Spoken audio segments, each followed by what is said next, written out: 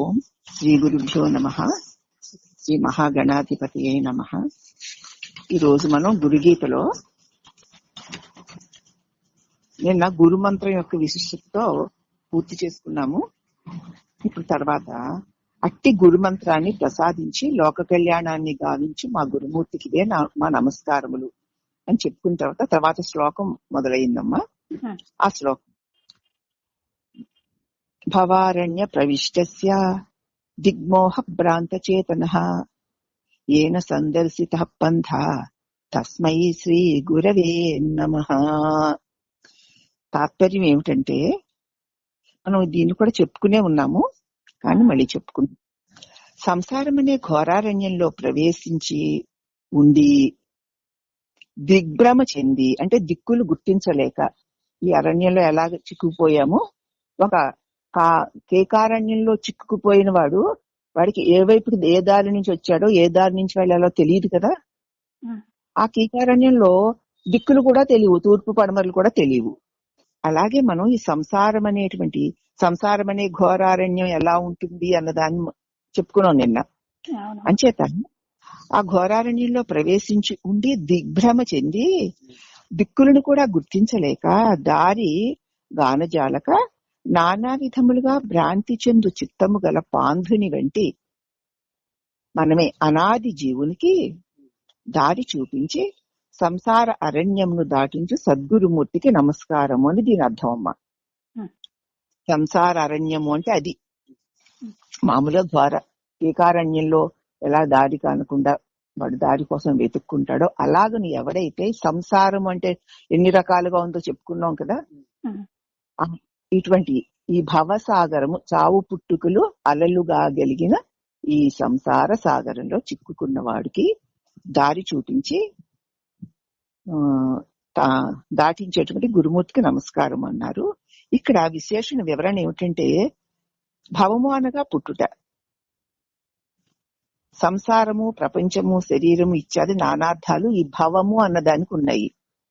ఈ పుట్టుక, సంసార అరణ్యము అంటేనమ్మా పుట్టుట అని, సంసారమని, ప్రపంచమని, శరీరమని అనేక అర్థాలు ఉన్నాయి. ఈ శ్లోకమందలి భవము అనే శబ్దానికి సంసారం అనే అర్థం గ్రహణీయం. లోకంలో భవము అంటే ఇప్పుడు ఏమిటి, మామూలుగా అంటే సంసారం అంటే భార్యాభర్తలు, ఇల్లు వాకిళ్ళు సంసారం అనుకుంటాము, అదొక సామాన్య అర్థం. కానీ ఇక్కడ ఈ భవము అనేటువంటి అర్థాన్ని మనం పుట్టడము, సంసారం అంటేనే పుట్టడం అని అర్థం తీసుకోవాలి. ఈ సంసారం మళ్ళీ 3 రీతులుగా ఉంది. బాహ్య సంసారం అని, అంతః సంసారం అని, అనాది సంసారం అని 3 రకాలుగా ఉంది. దీనికి భవమే మూలం, పుట్టడం వల్లనే ఈ సంసారాలు మనకి కలిగాయి. ఇక బాహ్య సంసారం ఎలా ఉంటుంది అంటే, భార్య, పుత్ర, బంధు, మిత్ర, ధన, కనక, వస్తువాహన, గృహారామాది సంపత్తితో కూడిన కాపురం. ఇది భార్య, పుత్రులు, మిత్రులు, బంధువులు, ధన, కనక, వస్తు వాహనాలు మొదలైన సంపదలతో కూడి ఉన్న కాపురం. దీన్ని దాటడానికి పెద్ద శ్రమ ఏమీ పడక్కర్లేదు మనం. ఎందుకంటే గురుడు దాటించవలసిన అవసరం కూడా లేదు. ప్రయత్నములు సంసారంలో ఎన్ని ప్రయత్నాలు చేసినా సరే అనుకున్నది సాధించలేకపోతే తాత్కాలిక విరాగం కలిగి, నిస్పృహ కలిగి, అటువంటి వారు కొంతమంది భార్యాపుత్రాదుల మీద జనించిన తాత్కాలిక భావోద్వేగాల మానవుడు లోనైపోయి సంసారాన్ని పరిత్యాగం చేసిన వారు కూడా ఉన్నారు. తట్టుకోలేక, దేనికి భార్యా బిడ్డల్ని వీళ్ళందరినీ పోషించలేక, పరిస్థితిని ఎదుర్కోలేక విరాగం కలిగి, ప్రసూతి వైరాగ్యంలాగే, శ్మశాన వైరాగ్యంలాగే ఈ సంసారంలో అనుకున్నట్లుగా సాధించలేక నిస్పృహ చెంది మరి వైరాగ్యం కలిగిన వాళ్ళు కూడా ఉన్నారు. కలిగి సంసారాన్ని వదిలిపెట్టేసిన వాళ్ళు ఉన్నారు. అలాగే వాళ్ళు శిరోమండనం చేసుకుని కాషాయాలు కట్టుకోవచ్చు. ఈ వివరణ అంతా చెప్పానేమమ్మా? చెప్పారమ్మా. మరి ఎలా కలిసిపోయి అనాది సంసారం వరకు చెప్పారమ్మా. అవును కదా. సరేలే, ఇక్కడ మళ్ళీ ఇదొకటి చెప్తున్నాం. దీనిలో భజగోవిందంలో భగవాన్ శంకరాచార్యుల వారు జటిలో ముండి లుంచిత కేశ కాషాయాంబర బహుకృత వేష పశ్యన్నపి శనాత్ పశ్యతి మూడో ఉదర నిమిత్తం బహుకృత వేషం అంటూ ఈ బాహ్య సంసారం కోసం ఈ సన్యాసం తీసుకున్న వాళ్ళ వివరాలన్నీ కూడా నేను చెప్పుకున్నాము. ఇక అంతః సంసారం కూడా చెప్పబడింది కానీ మళ్ళీ ఒకసారి టచ్ చేద్దాంలే. ఈ లోపల సంసారం, బాహ్య సంసారం తెలిసింది కదమ్మా. తెలిసిందమ్మా. ఇక ఈ అంతః సంసారం పూర్వ జన్మార్జిత పుణ్య పాప సంస్కార పూరితముగు అంతఃకరణ. పూర్వ జన్మల్లో చేసిన పాప పుణ్య ఫలితాలు అనేటువంటి సంస్కారాలతో కూడి ఉన్న అంతఃకరణ కలిగి ప్రత్యేకమగు ఒకానొక విశిష్ట సహజ స్వభావ సంపత్తితో ఒక్కొక్క వ్యక్తికి గత జన్మలో అతడు చేసిన పాప పుణ్యాది ఫలితాలతో కూడినటువంటి అంతఃకరణ ఉంటుంది. వేరువేరు వ్యక్తులు వేరువేరుగా చేస్తున్న పనుల వల్ల వేరువేరు సంస్కారాలతో కూడిన అంతఃకరణలు ఉంటాయి. అందరూ మానవ శరీరాలు పంచభూతాత్మకమైన శరీరాలే, కానీ లోపల ఉన్న అంతఃకరణ కూడా అపంచీకృత భూతమైనటువంటి సూక్ష్మ శరీరమే. కానీ దానిలో ఉన్న వాసనలు మాత్రం వేరువేరుగా వేరువేరు జన్మల్లో వాళ్ళు చేసుకున్న పాప పుణ్యాలకి అనుగుణమైన సంస్కారాలతో కూడి ఉంటుంది.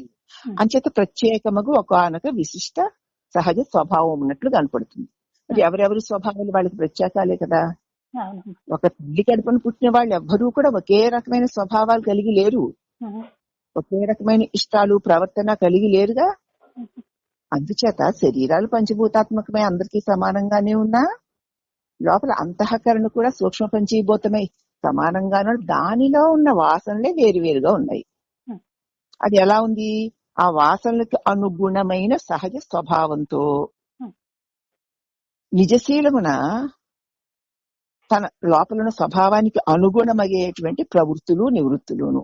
లోపల స్వభావంలో ఎలా ఉంటే అలాంటి వాటిని, ఆ ఇష్టాలైన వాటిని పట్టుకోవడము, ఆ ఇష్టం లేని వాటిని విడిచిపెట్టడం, ఇలాంటి కర్మలు చేయటం యందు అభినివేశం చక్కగా కలిగి ఆ విధంగా ప్రతి మానవుడు జీవితాన్ని కొనసాగిస్తున్నాడు. అప్పుడు వేరువేరు వ్యక్తిత్వాలు వేరువేరు వ్యవహారాలు ఎందుకుంటున్నాయంటే గత జన్మల్లోని వేరువేరు సంస్కారాల వల్ల. అంతఃకరణమందు బీజరూపంగా అణిగిమణిగి ఉండి కాలానుసారంగా పైకి వచ్చి మానవునికి సుఖ దుఃఖాలను కలిగించు కర్మవాసనలే అంతఃసంస్కారాలు సంసారం. లోపల అణిగి ఉంటాయి. నేను చెప్పుకున్నాం కదా, వర్షం పడే ముందు ఈ వాకలంతా గచ్చు వాకల్లాగా ఉంది. వర్షం పడింది 3 రోజులు అవ్వలేదు, ఒక మొక్కకి సంబంధం లేని అనేక మొక్కలతో ఒక చిట్టి అడవిలా తయారైపోయింది. ఎక్కడి నుంచి వచ్చింది అంటే బయటకు పైకి కనిపించట్ల, సమయం వచ్చేసరికి దాని అణువును బట్టి లేచి వచ్చేసింది. ఇదే మనకి ఉదాహరణ. అలాగే మన లోపల కూడా బీజరూపంగా అణిగిమణిగి ఉన్నటువంటి సంస్కారాలు కాలానుగుణంగా పైకొచ్చి ఇదిగో మానవుడికి సుఖ దుఃఖాలను కలిగిస్తున్నాయి. అటువంటి కర్మ వాసనలే అంత సంసారం. కాబట్టి అందరికీ ఒకే రకమైన సుఖాలు ఒకే రకమైన దుఃఖాలు ఉండవు కదా. మరి ఎందుచేత? వారి వారి జన్మల యొక్క వాసనలు బట్టి అవి కలుగుతూ ఉంటాయి. దాన్ని అంతః సంసారము. లోపలి సంసారం అంటే అదే. ఇక కర్మవాసనలు ప్రేరేపింపగా ఇంద్రియముల ద్వారా అంతఃకరణ వృత్తి శబ్ద స్పర్శాది విషయాల యందు ప్రవేశించి, వింటున్నావా? వింటున్నానమ్మా. అంటే నువ్వు గట్టిగా స్పందించాలి. అలాగే. ఎక్కడో కుయిమంటూ కూర్చోకు. అంతఃసంస కర్మవాసన ఆ లోపల ఉన్నటువంటి కర్మవాసనలు ప్రేరేపింపగా ఇంద్రియముల ద్వారా అంతఃకరణ వృత్తి, వాసనలు ప్రేరేపిస్తేనే అంతఃకరణలో ఒక తలంపు లేచి శబ్ద స్పర్శాది విషయాల యందు ప్రవేశించి ఇంద్రియముల ద్వారా తద్విషయ ఆనందాల కోసం ఉబ్బిళ్ళూరుతూ ఉంటుంది. ఆ లోపల ఆ ఇష్టాలు ఆ పంచ జ్ఞానేంద్రియాలకు విషయాలైనటువంటి శబ్దస్పర్శ రూప రసగంధాల యందు గత అనుభవపు వాసనలు అంతఃకరణలో ఉండగా అవి ఆ వాసన ప్రేరేపించబడగా ఆ అంతఃకరణలోని వాసనకి అనుగుణంగా ఇంద్రియాలకు ప్రేరణ కలిగితే ఆ విషయాల్లో చేరి ఆనందించాలని ఉబ్బిళ్ళూరుతూ ఉంటుంది. అవునా? అవునమ్మా. అట్టి అంతఃసంసారమును పరీక్షించుట, అటువంటి లోపలి సంసారాన్ని వదిలిపెట్టడం చాలా కష్టం. మనకి ఏమీ లేవు అనుకుంటాం. ఎవరు పడితే ఏ కోరికలు లేవండి. నిజంగా అసలు నాకు ఒక్క కోరిక కూడా, ఈ నిమిషాన్ని ఇలా చచ్చిపోతే చాలు, అందరూ అదే వేదాంతం చెప్తారు, అదే వైరాగ్యంతో ఉన్నట్టుంటారు. కానీ అది అంతా ఆ నిమిషానికి అలా ఉంటుందే గాని సందర్భం వచ్చేసరికి ప్రత్యేక ఇష్టాలు, అభిరుచులు, కోరికలు తప్పకుండా వాసనలు ప్రేరేపిస్తాయి. విషయాల్లోకి వెళ్ళిపోతాము. దాన్ని సాధించుకోవడానికి నానా తాపత్యాలు పడుతూ ఉంటాం. అలా పడిపోయినప్పుడేమో మళ్ళీ మనం చూసుకోవడం మర్చిపోతాం. తీరుబాటుగా ఇలా కూర్చున్నప్పుడు మాత్రం ఎంత బాగున్నామో అనిపిస్తూ ఉంటుంది. కాబట్టి ప్రతి సాధకుడు చూసుకోవాలి దీన్ని. అందుచేత అట్టి అంతఃసంసారమును విడిచిపెట్టడం చాలా కష్టం. బలవాన్ ఇంద్రియ గ్రామో విద్వాం సమపి కర్షతి. ఎంతటి గొప్ప విద్వాంసుడైనా సరే, ఎంత పండితుడైనా సరే, కర్మ వాసనా బలము చేత ఇంద్రియ విషయములకు లోలత్వమునకు చెందక తప్పదు. ఆ కర్మ వాసనలు ఉంటాయి కదా, అంత బలంగా ఉంటాయి. అవి ప్రేరేపించి వద్దు వద్దు అంటున్నా సరే పనులు చేయించేస్తూ ఉంటాయి. సర్వసంగ పరిత్యాగం చేసి కాశీకి పోయినా, కారడవుల్లోకి వెళ్ళినా ఈ అంతఃసంసారం వారికి కూడానే ఉంటుంది కదా. శరీరం అయితే ప్రదేశాలను మార్చింది, కానీ లోపల ఉన్నటువంటి తన మనసుని, తన అంతఃకరణి తను తీసుకునే వెళ్ళింది కదా. అందుచేత అంతసం వదిలిపెట్టదు. రాగద్వేషాలు గాను, కామక్రోధాది దుష్ట వృత్తుల రూపంగాను ఈ అంతఃసంసారం విజృంభించి మానవుని జన్మాంతరాలకు తీసుకుని పోతోంది. ఇదిగో ఇదే మళ్ళీ మనకి జన్మలు కలుగుతున్నాయంటే ఇదే కారణం. అంతఃసంసారమే కారణం. దాన్ని సూక్ష్మ శరీరము అంటాము. ఇప్పుడు సూక్ష్మ శరీరమే ఈ అన్ని అనర్థాలకి కారణం కదా. అది ఎలా ఉంటుందంటే జన్మ జన్మల వాసనలతో కూడి అంతఃకరణ వ్యక్తం అవుతుంటే తదనుగుణంగా ఈ దేహేంద్రియ మనోబుద్ధులతో వెలుపలి వ్యవహారం సాగుతూ దాని యొక్క సుఖ దుఃఖాది అనుభవాలు అనుభవిస్తూ ఉండేది ఈ అంతఃసంసారము, అదే సూక్ష్మ శరీరము. ఇక తర్వాత మూడోది అనాది సంసారం లేక భవమూలము. ఇదంతా మరి పుట్టుక వల్ల కదా వచ్చింది. భవం అంటే పుట్టుక. ఈ పుట్టుకకి మూలమేదో అది అనాది సంసారం. అనగా మొదలు లేదు దానికి. ఆ సంసారానికి ఆ పుట్టుకకి మూలమైన చోట్ల మొదలు లేదు. అంటే కాల నిర్ణయ రీత్యా సంసారము ప్రారంభమైన సమయం తెలియరాదు. ఈ కాలంతో ఇది ఎప్పుడు మొదలైంది అన్నది చెప్పడానికి వీలు పడదు అని అనుకుంటే అనైనా అనవచ్చా? లేకపోతే సంసారం అనేది కలగడానికి అసలు కారణమే లేదంటారా? దీని అర్థం కావాలి మాకు అని అడుగుతున్నారు. ఈ విషయంలో చక్కగా విచారించవలసి ఉన్నది. కారణం లేని కార్యం ఉండడానికి ఎక్కడా వీలు లేదు కదా. లేదమ్మా. కనుక సంసారమే లేదా స్వామి? లేనే లేదు అంటే నివారణోపాయం గాని గురుశాస్త్రాల యొక్క అవసరం గాని లేదుగా. సంసారమే లేదు అంటున్నారు. మరి లేకపోతే ఇంకా శాస్త్రం ఎందుకు, గురువెందుకు? అక్కర్లేదుగా. మరి లేని సంసారం లేదని ఎందుకంటే నాయనా, లేని సంసారము లేదని దృఢపడడానికే, నీకు ఆరూఢం అవ్వడానికే గురు శాస్త్రాదులు ఏమైనను సంసారమునకు ఎంతవరకు మూల కారణం నువ్వు అన్వేషింపగలవో అంతవరకు చేయించగలిగేటువంటి శక్తినిస్తాయి. అది సంగతి. ఏమీ లేదంటున్నారు కదండి. లేనప్పుడు మరి ఈ గురువులు ఎందుకు? ఈ బోధలు లేని దానికోసం గురువులు ఏమిటి, బోధలు ఏమిటి, శాస్త్రాలు ఏమిటి? మరి ఎందుకు ఇవన్నీ వచ్చాయి? వాటి అవసరం లేదా అంటే అది లేదు. లేని సంసారం లేనే లేదు అని నీకు దృఢపడ్డానికి. మరి ఉందని కదా స్థిరపడ్డావు. అది ఆరూఢం అవ్వడం కోసమే ఈ గురువు, ఈ శాస్త్రాలు, ఈ బోధలు. ఈ సంసారమునకు ఎంతవరకు మూల కారణము వెతకగలవో అంతవరకే నువ్వు వెళ్ళగలవు. అవునా? ఎంతవరకు వెళ్ళగలవు? లోపలికి ప్రయాణం చేస్తే అంతవరకు వెళ్ళగలుగుతున్నావు. వెలుపలికి ప్రయాణం చేస్తే అంతవరకు వెళ్ళగలుగుతున్నావు. వెలుపలికి ప్రయాణం చేస్తే ఎంతవరకు వెళ్తావు? ఇంద్రియాలు, విషయాలును. ఆ తర్వాత ఇంకా ఉన్నాయి. ఇంద్రియాల ద్వారా విషయాలకు వెళ్తావమ్మా, పంచ విషయాలకి. ఆ పంచ విషయాలకు అవభూతలు ఏముందంటే ఏం తెలుసు? బయట విషయాల వరకు వెళ్తావు, విషయాలు దాటి ఎక్కడికి వెళ్ళాలో నీకు తెలియదు. అలాగే ఈ భవము పుట్టుకకి మూలము నీ లోపలే ఈ జీవుడు లేకపోతే నేను అనేవాడు పుట్టడానికి మూలము వరకు వెళ్ళగలవు అంతే. అందరూ అదే కదా. నేనెవరు అంటే ఇది ఎవరికి అంటే నాకు, నేనెవరు అని ప్రశ్నిస్తే అంతవరకు వెళ్ళగలం. ఆ తర్వాత ఏమిటి అన్నది ఎవరు అవాంగ్మానస గోచరం. అర్థమవుతుందా? కాబట్టి ఎంతవరకు వెళ్ళగలమో అంతవరకు అన్వేషించవలసిందే. ఆ మూలం వరకు వెళ్ళి ఎంత నువ్వు నిలబడగలుగుతావో అంతవరకు ఈ అన్వేషణ చేయవలసిందే. ఆ పైన అత్యంత మూల కారణము వస్తువునికి మూలం అన్నది ఉన్నదో లేదో అప్పుడు విచారించవచ్చు. అక్కడికి వెళ్ళిన తర్వాత దానికి మూలం ఉందా అండి, ఆ పరబ్రహ్మ వస్తువు ఆది అనాది లేనిదా అండి అన్న సంగతి అప్పుడు చూడొచ్చు. ఈ భావం, ఈ నేను అనేటువంటిది పుట్ట యొక్క మూలము దగ్గరికి వెళ్ళి నువ్వు నిలిచి చూడు. కనుక సంసారమునందు ప్రవేశించి జన్మ జన్మాంతరముల యందును ఈ జన్మములోను సుఖ దుఃఖములను పొందు సంసారి ఒకడు ఉండాలి కదా.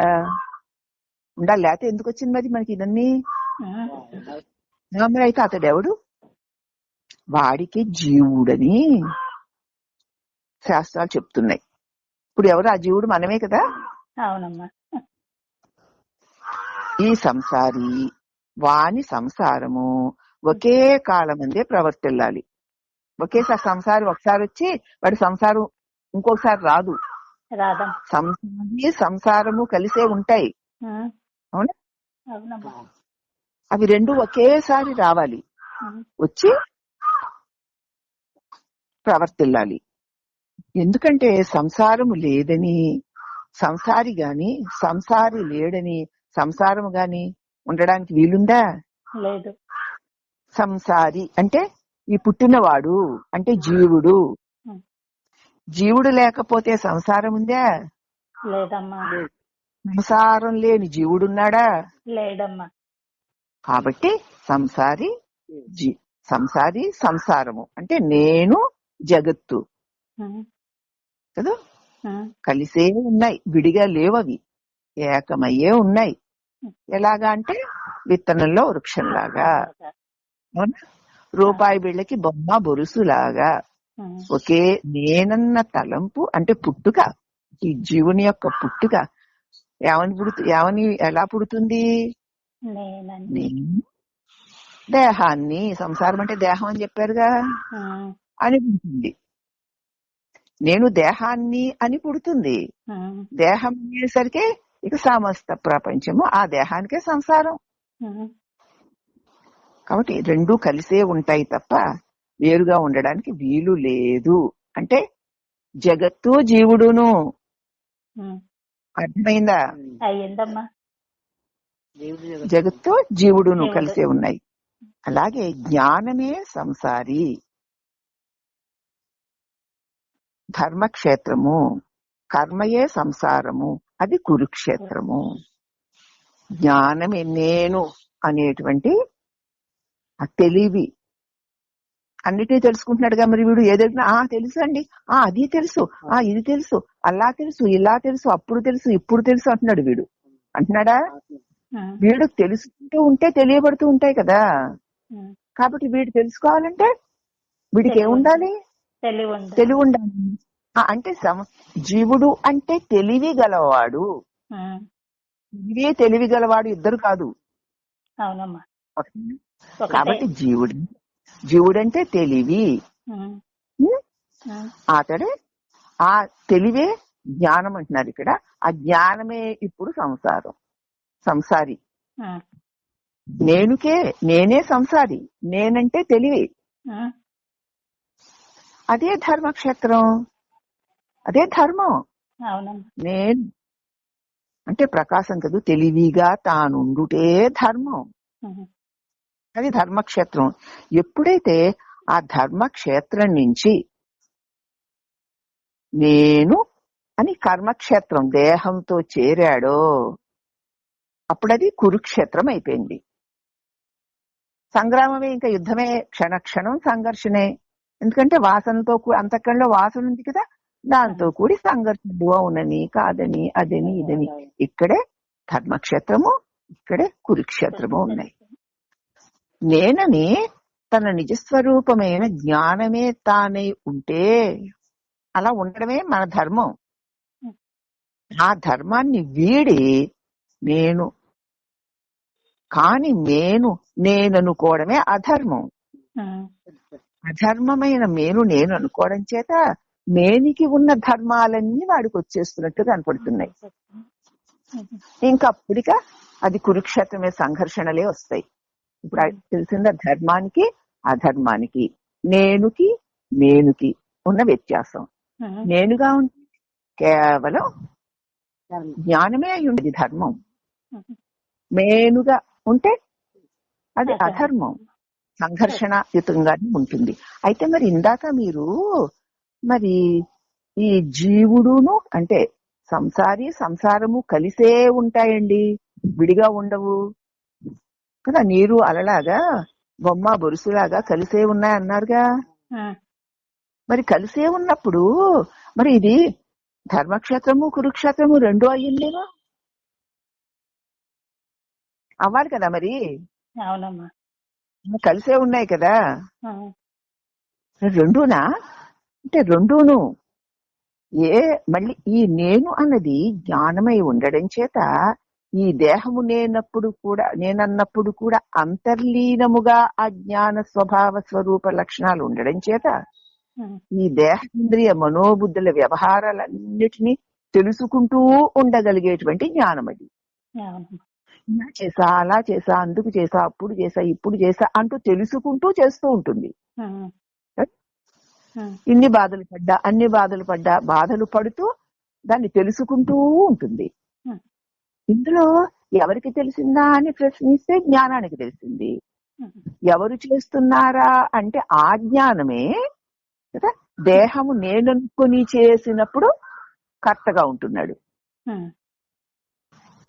అలా కాకుండా అనుకోకుండా క్రియలు జరిగితే అతడు ఎలా ఉంటున్నాడు? జ్ఞానమే స్వరూపమైన కారణంగా ఉంటున్నాడు. జ్ఞాన కారణంగానే అజ్ఞాన క్రియాకలాపాలు జరుగుతున్నాయన్నమాట. జ్ఞానాలు రెండు అవినాభావంగా ఉన్నాయా మనకి? ఇప్పుడు ఎవరికి తెలియదు? ప్రతి ప్రాణికి దాని శరీర ధర్మాలకు అనుగుణమైనటువంటి వ్యవహార జ్ఞానం ఉంది కదా. మరి జ్ఞానం లేనిది ఎక్కడ? ఉన్నది జ్ఞానమే. ఆ జ్ఞానము వల్లనే కనీసం మనం దేహం నేననుకొని నాదని ఇదే అని అనుకొని వ్యవహారం చేస్తున్నామంటే అక్కడ జ్ఞానం వల్లనే చేయబడుతుంది ఇదంతా. జ్ఞానం లేకుండా పనులు ఎవరు చేస్తారమ్మా? అది ఏ పని అని కాదు, ఏ పనైనా సరే, ఏ పబ్లికైనా సరే జ్ఞానం లేకపోతే, తెలివి లేకపోతే తెలియబడేది ఏదీ లేదు. మనం ఏ పని చేస్తున్నా అంతర్లీనంగా జ్ఞానం ఆధారంగా ఉండి, అంటే తెలివి ఆధారంగా ఉండి దానిలో తెలియబడేది వ్యవహారంగా కనపడుతుంది. ఇప్పుడు అర్థమైందా? జ్ఞానమా అజ్ఞానం ఎలా ఎలా అర్థమైంది చెప్పాలి చకచక.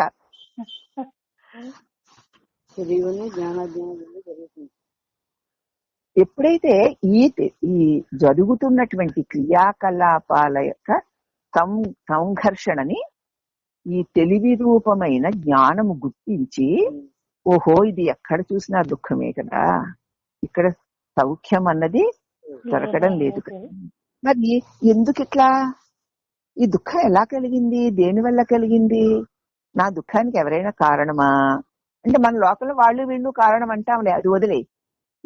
సరే కారణము వాళ్ళు వీళ్ళు కారణము అని ఎప్పుడు అనుకుంటున్నాను?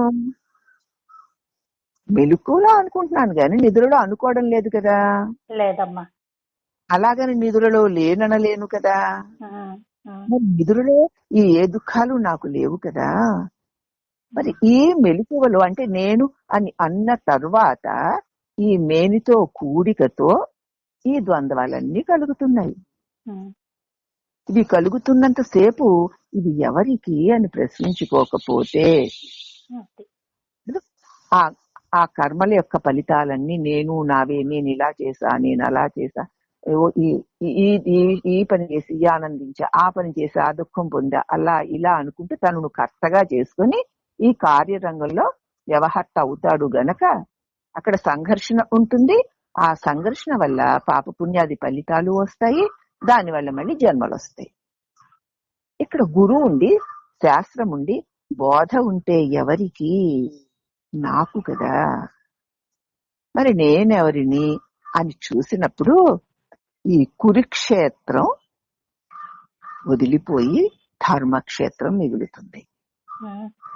ఎవరినైనా ప్రశ్నించినప్పుడు నేను కర్తని, నేను భోక్తని, నేను చేశాను అనేటువంటి ఈ అజ్ఞాన భావనాన్వితమంతా వదిలిపోయి కేవలం ప్రకాశం మిగులుతుంది. మిగులుతోందా మరి అందరికీ?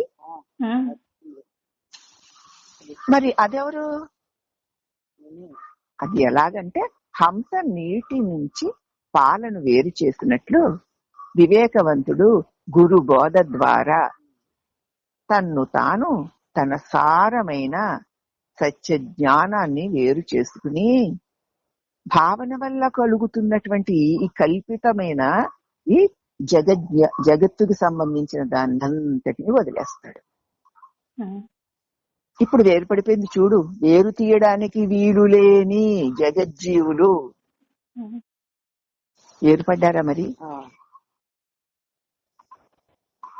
అలా వేరు చేసి చూసుకునేటువంటి ఆ సామర్థ్యాన్ని గురువు తన బోధ ద్వారా మళ్ళీ మళ్ళీ మళ్ళీ చెబుతూ ఎక్కడ ఈ వినేవాడు అడ్డుకున్నాడో అక్కడే. కాబట్టి ఎక్కడైతే వీడు అడ్డుకుంటున్నాడో తెలుసుకుంటాడు. గురువుకి తెలుస్తుందమ్మా, మనకి తెలియదు. ఇలా తెలిసింది, ఇది కదా అండి, అది కదండి అంటాం, అలా కదా అండి, ఇలా కదే అంటాం కదా. ఇలాగని ఎవరు చెప్పారు? నువ్వే కదా నిర్ణయించుకుంటున్నావు. కాదండి మా తాత చెప్పింది, మా మొత్తమ్మ చెప్పింది, వీళ్ళు చెప్పారు, వీళ్ళు చెబితే కదా నీకు తెలిసింది. అసలు నీకు ఇవన్నీ ఎలా తెలుసు? నాకే తెలుసు అంటున్నావే. తెలుసుకోవడానికి నీ దగ్గర ఏది ఉంది? నువ్వేదై ఉన్నావు? నువ్వు తెలుసుకోవడానికి నీ దగ్గర ఏముందో చూడు. ఏమీ లేకపోతే తెలియదుగా. తెలియదమ్మా. మరి తెలుస్తోందంటే ఏదో ఉందిగా. అదేది? తెలివి. నేను తెలియ స్వరూపాన్ని అని నిన్ను నీకు పరిచయం చేస్తాడు. నీ నిజస్వరూపాన్ని నీకు తెలియజేస్తాడు. అప్పుడు నీ నిజస్వరూపం ఇదని తెలుసుకుని నేనని అనక అనుకోక నిలిచి ఉంటే కానిదంతా దానికదే రాలిపోతుంది. ఇక కురుక్షేత్ర సంగ్రామం ఆగిపోయి ధర్మక్షేత్రం మిగులుతుంది. అదే ఆనంద నిలయం అని దీని అర్థం అమ్మా. అందుచేత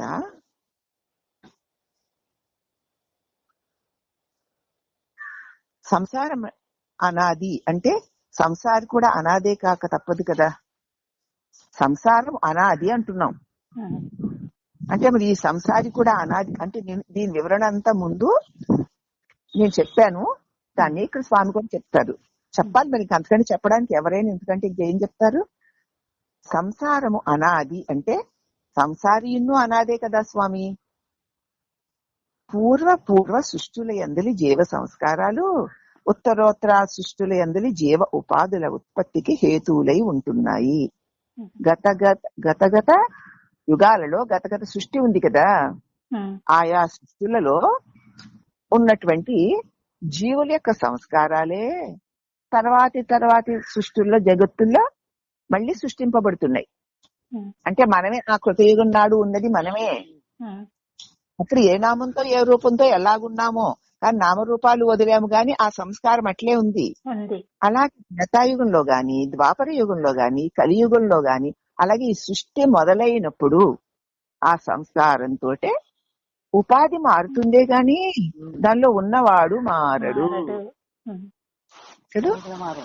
అదే దానిలో ఉన్నవాడు ఎవడు? మరి సంస్కారాలతో ఉన్నవాడే. సంస్కారాలు లేకపోతే అసలు దానిలో వాడే లేడుగా. సంస్కారాలన్నీ పేరిస్తేనే జీవుడు అవుతాడు. వాడు సంస్కారాలతో ఉన్నంతసేపు ఉపాధులు మారుతాయే గాని యుగాలకు ముందు గాని ఇప్పుడు గాని ఎప్పుడు గాని సృష్టి అంతా లయించిపోయిన తర్వాత కూడా ఇది పరమాత్మ యందు ఈ బీజాలు ఉండిపోతాయి. మళ్ళీ సృష్టి ప్రారంభమైతే ఆ బీజాలతో వీడు వ్యక్తం అవుతాడు. ఎక్కడికో కృతయుగంలోకి వెళ్ళిపోక్కర్లేదు. నిదుర పోవడానికి ముందు నేను వాణినని నిద్రపోతాను. నాకు సిద్ధపడిపోయిందిగా. అక్కడికి ఏ సృష్టి లేదు, ఏమీ లేదు, అవ్యయమైన ఆనందమే ఉంది. ఆనందముగా ఉన్నాను. మళ్ళీ నేనని లేచానా వాణిగానే లెగిస్తాను. వాణిగా లేచేసరికి వాణి, వాణి శరీరము, దాని స్త్రీయత్వము, దాని సంసారము, దాని భర్త, దాని బిడ్డలు, దాని ఆస్తులు పాస్తులు, చుట్టాలు పట్టాలు బంధాలు, అంతే. అవన్నీ వేసుకొని లెగుస్తాను. మళ్ళీ వ్యవహారం అంతా చేస్తాను. ఇప్పుడు మళ్ళీ నిద్రలోకి వెళ్ళావంటే సృష్టి విలయమైంది. మెలుకులోకి వచ్చావంటే సృష్టి కల్పిత. అంటే నీ మెలుకువే సృష్టి మూలము, నీ నిద్రే సృష్టి లయము. ఎలా వెళ్ళావో అలాగే వస్తున్నావు. అయితే మరి ఎలాగండి ఈ సృష్టి అన్నది, ఈ పుట్టుక అన్నది, ఈ భవము సంసారము బంధం అంటున్నది ఎలా పోవాలి అంటే, ఈ నేనెవరు, ఈ వచ్చిపోయే నేనెవరు, ఈ చచ్చిపోయే నేనెవరిది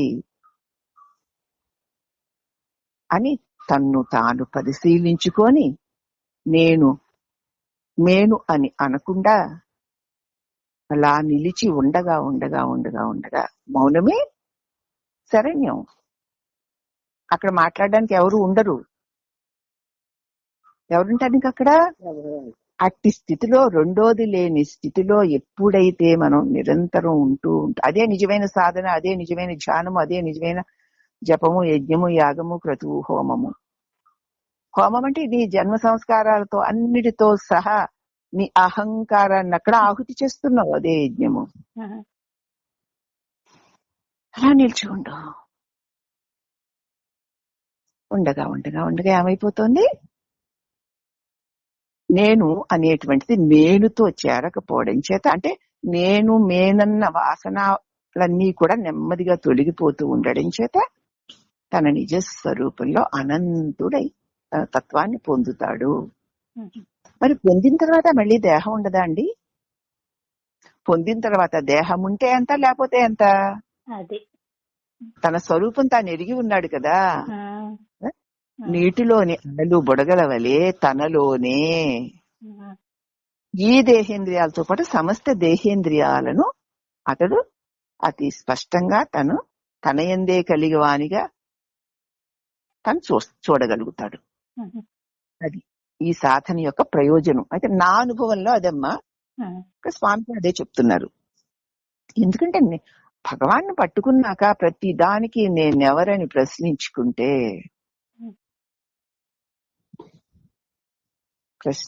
ప్రశ్నించేవాడు ప్రశ్న కూడా పోయాక పరమ మౌనమే కదా.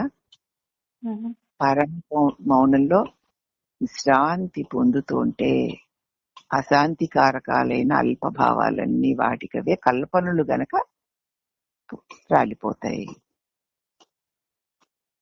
ఉన్నది నేనేగా మిగులుతాను. ఇప్పుడు కూడా నేనే, ఉన్నది నేనే. కానీ ఇది నేను అనేటువంటి భావన, ఆ భావన వల్ల అనేకాలుగా మనకి ఇవి కూడా కల్పనలే అయి ఉన్నాయి. కల్పనలు ఎప్పుడు నిజమవుతాయమ్మా? కానీ కావమ్మా. కల్పన చేసేవాడు ఉన్నంతసేపు వాడు కల్పన చేస్తూనే ఉంటాడు, అవి సత్యంగా ఉన్నట్టునే ఉంటాయి. ఎవడీ కల్పన చేసేవాడని చూస్తే వాడే పెద్ద కల్పన, దాన్ని మిథ్యానేనన్నారు మన భగవాన్. ఇందుచేత ఉత్తరోత్తర సృష్టిలు అదే జీవోపాధులన్నీ కలుగుతుంటాయి. అనగా వర్తమాన సృష్టి యందు, అంటే ఇప్పుడు కర్మత్రయ విధ్వంసం చేసుకోవాలి. ఇప్పుడే ఈ మెలకుగా ఉండగానే ఇప్పుడు ఈ సృష్టిలోనే మనం కర్మత్రయాలని వదిలిపెట్టాలి కదా. నేను కర్తను, పలానా కారణంగా పలానా కార్యము ఫలితము నాది అనేటువంటి భావనలు వదిలిపెట్టాలి. వదిలిపెట్టాలంటే ఎవరు కర్త? నేనెవరు అని మాటికి ఈ నేను తన్ను తాను ప్రశ్నించుకుంటూ పోతే నేనన్న భావన తొలగిపోగా కలుగుతున్న శాంతి సుఖాన్ని అనుభవించడానికి మనకి గనక అనుభవించగలుగుతూ ఉంటే, ఇప్పుడు నేనన్న భావన ఊరికూరికే లేచిరాదు. వచ్చినా సరే దేహ అవసరానికి కావలసినంత మాత్రమే ప్రవర్తించి మళ్ళీ స్వరూపంలో చేరిపోతూ ఉంటుంది. అర్థమవుతుందా? అవుతుందమ్మా. అందుచేత ఇప్పుడు సృష్టిలో కర్మత్రయాన్ని విధ్వంసం గావించుకొని జన్మరాహిత్యాన్ని సాధించుకున్న జీవులు పండిపోగా, అదే పండిపోవడం అంటే సంసార చక్రమునే దాటిపోగా ఇంకేముంది సంసారం? నేను ఇది అది అనేవాడు లేడుగా, లేకపోతే సంసారం లేదుగా, భావం లేదు. వాడు పుట్టట్లా నేను నేనని మాటి మాటికి అదు ఉండిపోతున్నాడు, పుట్టట్లేదు. అప్పుడు భావం పోయింది. భావం పోతే సంసార చక్రమే లేదు.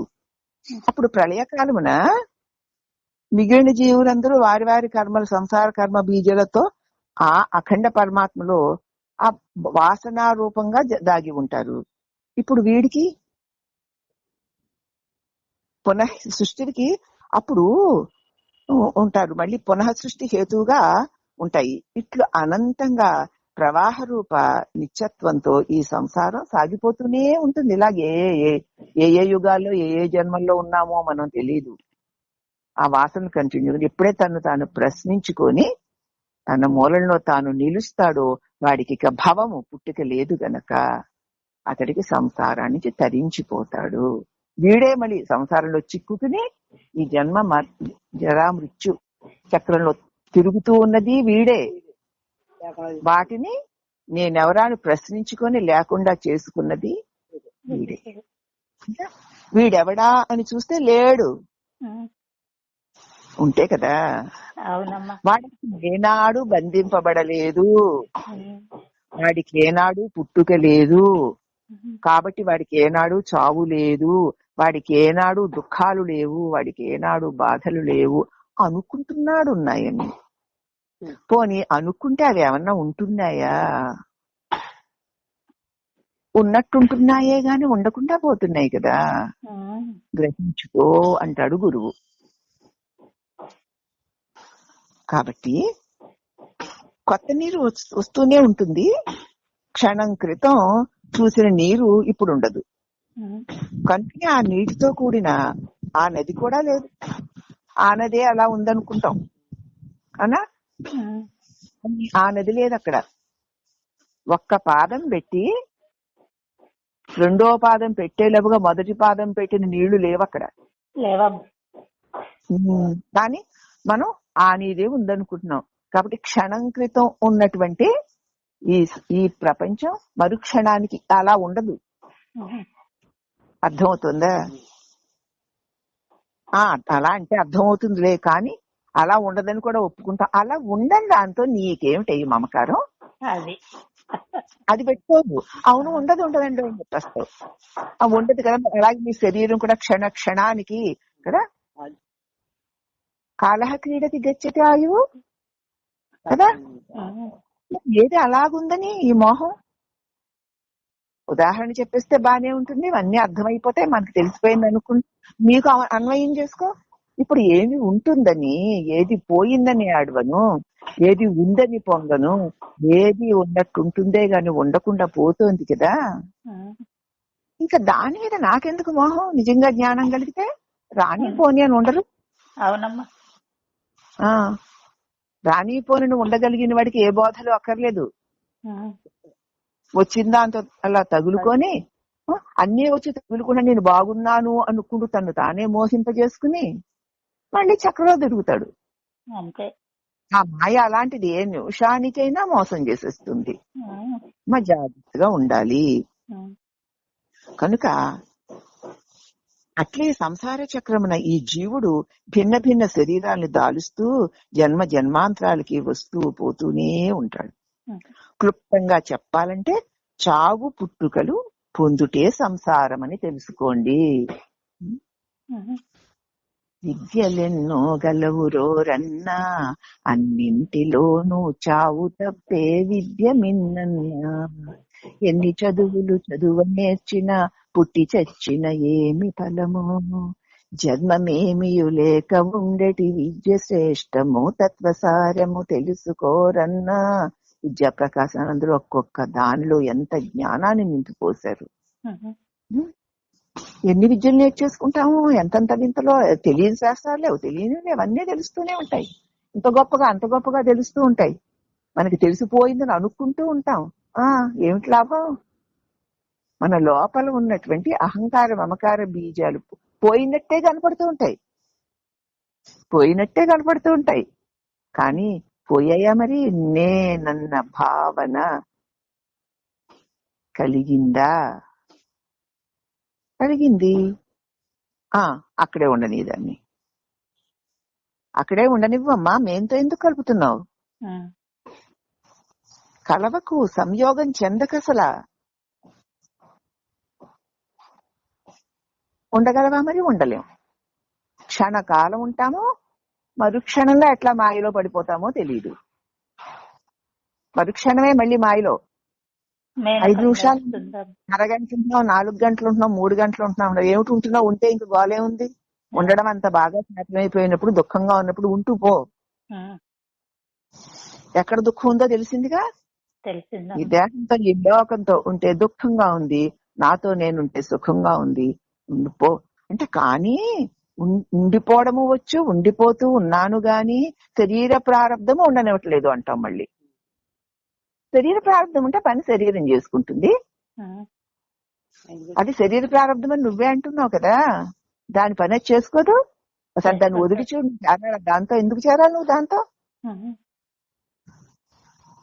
వదలవు. మళ్ళీ దాంతో కలిసిపోయి నేను ఇలా చేయాలి, నేను అలా చేసేయాలి, నువ్వు ఇలా చేస్తా అంటావు. నువ్వా? శరీరం, ఆ ప్రారంధం ఆ శరీరం చేత పనులు చేయించుకుంటుంది. నువ్వు దానిలో నేను అనకపోయినా ప్రారంధం చేయిస్తుంది. ఒకసారి ఎప్పుడైనా విడిచి చూస్తే తెలుస్తుంది. ప్రారంధం అలా అని చేస్తున్నాను, ప్రారంధం చేయిస్తోంది. ప్రారంధం చేయిస్తుంటే దేని చేత చేయిస్తోంది? దేహంతో. మరి నువ్వు కాదు కదా. మరి ఇంకా మోహం ఎలా ఉంటుంది? ఉండదమ్మా. చూసుకోవాలి. మరి గట్టెక్కి కూర్చున్నప్పుడు ఈ కబుర్లన్నీ లేదమ్మా, ఉండదమ్మా అని చెప్తాం. మరి వ్యవహారంలో అందుచేత ఇప్పుడు ఇది దేహ ప్రారంధం, రాని పోని. ఏది జరిగిందా సరే, జరగలేదా సరే, అది దేహంది అని కనుక నువ్వు అంటకుండా సాక్షిలా ఉంటే, ఇన్వాల్వ్ అవ్వకుండా ఉంటే, ఉండగా కొబ్బరి కురడిలాగా అవ్వడానికి అవకాశం ఉంటుంది అంటున్నారు ఇక్కడ స్వామి. క్లుప్తంగా చెప్పాలంటే, పుట్టి చావులు పొందితే సంసారం అంటారు. పుట్టిన వాడికి చావడం తప్పదు కనుక పుట్టుటే సంసారం అన్నా బాధ లేదులే. పుట్టడం అంటేనే సంసారం, లేక శరీర ధారణే సంసారం. శరీరం నేను పుట్టాను అన్నావా? నేను పుడితే నేను పుట్టాను అంటున్నావు. అసలు పుట్టావా నువ్వు? లేదమ్మా. మరి పుట్టినప్పుడు నేను పుట్టాను, బర్త్డే సెలబ్రేషన్స్. ఎవరు పుట్టారు? నేను పుట్టాను కదమ్మా. తల్లి కడుపులో నుంచి ఎవరు పుట్టారు? శరీరం పుట్టింది. నేను పుట్టానంటావేమిటి? నువ్వు పుట్టనే లేదు, పుట్టింది శరీరం. మరి అయితే ఎలాగమ్మా? ఇప్పుడు శరీరం పుట్టింది అని చెబుతుంటే దేనికి తెలుస్తోంది? నాకేనమ్మా. నువ్వెవరై ఉంటే మరి తెలివి పుట్టుకుంటుందా? లేదు.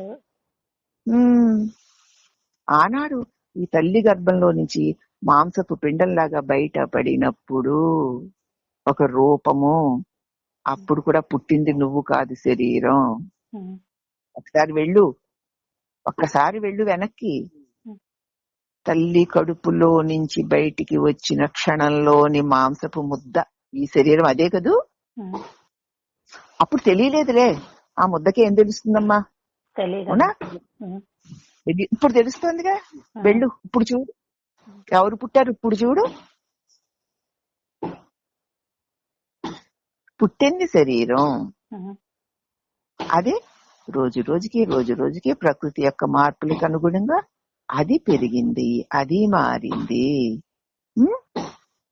అదే లోపల మానసిక స్థితులు కూడా అలా అలా అలా అలా శరీరంతో పాటు మనసుతో పాటు విషయాలతో పాటు వ్యవహారాలు, వాసనలకు అనుగుణమేంటి క్రియాకలాపాలు దేనికి జరుగుతున్నాయి? శరీరానికి, శరీరము లోపల.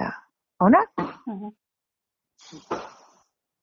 మరి ఇప్పుడు దాన్ని అంతా నువ్వు చూస్తూ ఉండు. ఓహో, పుట్టింది శరీరమా, మార్పు చెందుతుంది శరీరమా, ఇష్టాయిష్టాలు రాగద్వేషాలు కలుగుతున్నవి లోపల సూక్ష్మ భావానికా? అవన్నీ నాకు తెలుస్తున్నాయి కదా, నా కష్టాలు నాకు తెలుసు, నా సుఖాలు నాకు తెలుసు, నేనే యాతనలు పడ్డానో నాకు తెలుసు, ఎంతెంత ఆనందం పొందానో నాకు తెలుసు అంటున్నావుగా. తెలుసుకునే నువ్వెవరేమిటి? అవన్నీ నీ చేత తెలియబడుతున్నాయి. అవునమ్మా. అవి నీ చేత తెలియబడి దాంతో కలయబడిపోయి అవన్నీ నావే నావే అనుకుంటున్నావు. ఒక్కసారి నిలిచి చూడు, ఆగు, చూడు, ఒక్కసారి వెళ్ళు. ఆ మాంసపు ముద్ద స్థితిలో ఉన్న నీ శరీరాన్ని, ఇప్పటి ఈ శరీరాన్ని, ఇప్పటి సూక్ష్మ శరీరాన్ని, రెండింటిని నువ్వే కదా సాక్షిగా తెలుసుకుంటున్నావు. మరి పుట్టింది ఎవరు ఇప్పుడు చెప్పు? శరీరం. పెరిగింది ఎవరు? శరీరం. మాట్లాడింది ఎవరు? శరీరం. చచ్చింది ఎవరు? శరీరం. మరి నువ్వెవరు? దీని మార్పులన్నిటినీ తెలుసుకుంటూ మార్పు లేని చిన్మయ స్వరూపాన్ని. దానికి ఏమైనా చావు పుట్టుకలు ఉంటాయా? మరి చచ్చాను పుట్టాను అనకు ఇంకెప్పుడు. అనకూడదు, గుర్తు రావాలి గురుబోధ. పక్వ స్థితికి వచ్చిన తర్వాత గురువుకి తన వల్ల విని తరించగోరు వారి మీద దండించే అధికారం, స్వేచ్ఛ ఉంటాయి. దాన్ని కాదు అన్నారంటే పోండి, మళ్ళీ ఎక్కడో ఒక చాటు ఉంటుంది, అంటుకుంటుంది. కాబట్టి ఎవరు నువ్వు? నోరెత్తకు, మాట్లాడకు అని మాటి మాటికి గురువు హెచ్చరిస్తూ ఉంటాడు. అలా హెచ్చరిస్తూ ఉండబట్టే అవును కదా అని మనం నిలబడగలుగుతాం. అందుచేత శరీర ధారణే సంసారం. జనన మరణముల మధ్య కాలంలో జీవునికి స్థూల శరీరం ఉండదు కదా పుట్టడానికి. చచ్చిపోయిన తర్వాత ఉంటుందా? పుట్టక లేదా? చచ్చిపోయిన తర్వాత ఉండదా? మధ్యలో కాసేపు ఉన్నట్టు తోస్తోందా? నాసతో విద్యతే భావ, నా భావో విద్యతే సతః. ఉభయోరపి దృష్టవంతః త్వన్యో తత్వదర్శిభి. చూడు, తత్వదర్శులు ఎట్లా చూస్తారో. నాశనం లేనిదేమో ఉండదు, ఉన్నదేమో పోదు. ఉన్నదేమో తెలివి స్వరూపము, లేనిదేమో కలిగినట్లు కలిగి కాసేపు ఉండి మారిపోయి పోతుంది. అది లేనిది. అదేదంటే దేహమే. దాని మార్పులంటే తెలుసుకుంటూ ఎప్పుడూ ఉన్నవాడివి నువ్వు. ఈ తత్వాన్ని తెలుసుకున్న వాళ్ళు అతడు పండితులు, దర్శకులు అంటారు. అర్జున అన్నాడు. నాసతో విద్యతే భావో, నా భావో విద్యతే సతః.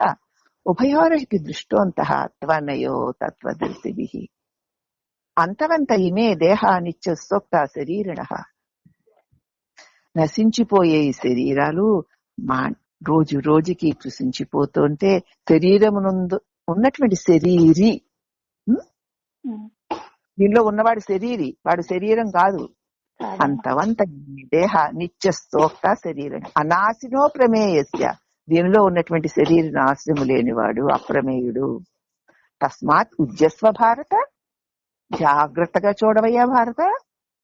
ఈ క్షణక్షణానికి మారిపోతూ నశించిపోయే శరీరమునందు ఉన్నటువంటి శరీరి నాశనము లేనివాడై ఉన్నవాడై ఉన్నాడు. చూడు, చక్కగా అద్దంలో చందమామను చూపించినట్లు తన అంతఃకరణలోనే తన స్వరూపాన్ని చూపించాడు కృష్ణుడు. అవినాశితి తద్విద్ది ఏన సర్వమిదం తతం. వినాశమవ్యయస్య నకర్చిత్కర్తుమర్హసి.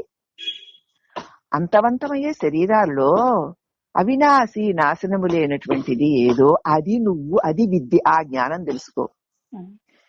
ఇదంతా కూడా ఏన సర్వమిదం తతం. ఈ నీ చేత తెలియపుడుతూ క్షణక్షణానికి మారిపోయేదంతా నాశించిపోయేదే. దాని యందు మార్పు లేకుండా దాని మార్పుల్ని గుర్తిస్తూ ఉన్నటువంటి నీకు నాశనం ఎక్కడుందయ్యా? సర్వమంతా నాశనం లేని నీ అందే నాశనం అవుతున్నట్లుగా కలుగుతూ తొలుగుతూ అలా ఉంటాయంటే దానికి ఎందుకు ఏడుస్తావయ్యా అన్నాడు. ఏమి శ్లోకాలండి, దాని అర్థాలే గురుగీతలో ఎవరు ఎక్కడ చెప్పినా ఇంకంతే. కాబట్టి ఒక్కొక్క శ్లోకంలో ఇంతంత అర్థాన్ని ఇచ్చి అద్భుతంగా చెప్తుంటే దాన్ని గురువు అనేక విధాలుగా ఈ స్తోత్రాలతో ఈ గీత ఆ గీత అనుకుంటూ అష్టావక్ర గీత అని, గురు గీతని, ఇంకేదో విభు గీతని, శివగీతని, ఈ గీత ఆ గీత, గీత అంటే జ్ఞానము అని చెప్పబడుతోందమ్మా. అందుచేత శరీర ధారణ జనన మరణముల మధ్య కాలంలో జీవుడికి స్థూల శరీరం ఉండదు కదా, కనుక అప్పుడు అతనికి సంసారం లేదా అండి స్వామి?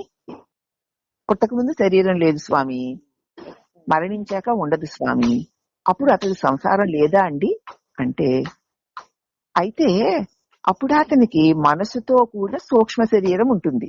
శరీరం వదిలేసాము, అప్పుడు మరి నాకేమీ ఉండవా స్వామి అంటే మనసుతో కూడా సూక్ష్మ శరీరం ఉంటుంది. వెళ్ళిన వాడు వాడే, ఆయన పోయాడు అంటాం కదా, ఆయన పోయాడు, ఆయన కాంతి ఇక్కడ ఉండిపోయింది, దీన్ని కాస్త మనం కాల్చి తగలబెట్టేస్తున్నాం.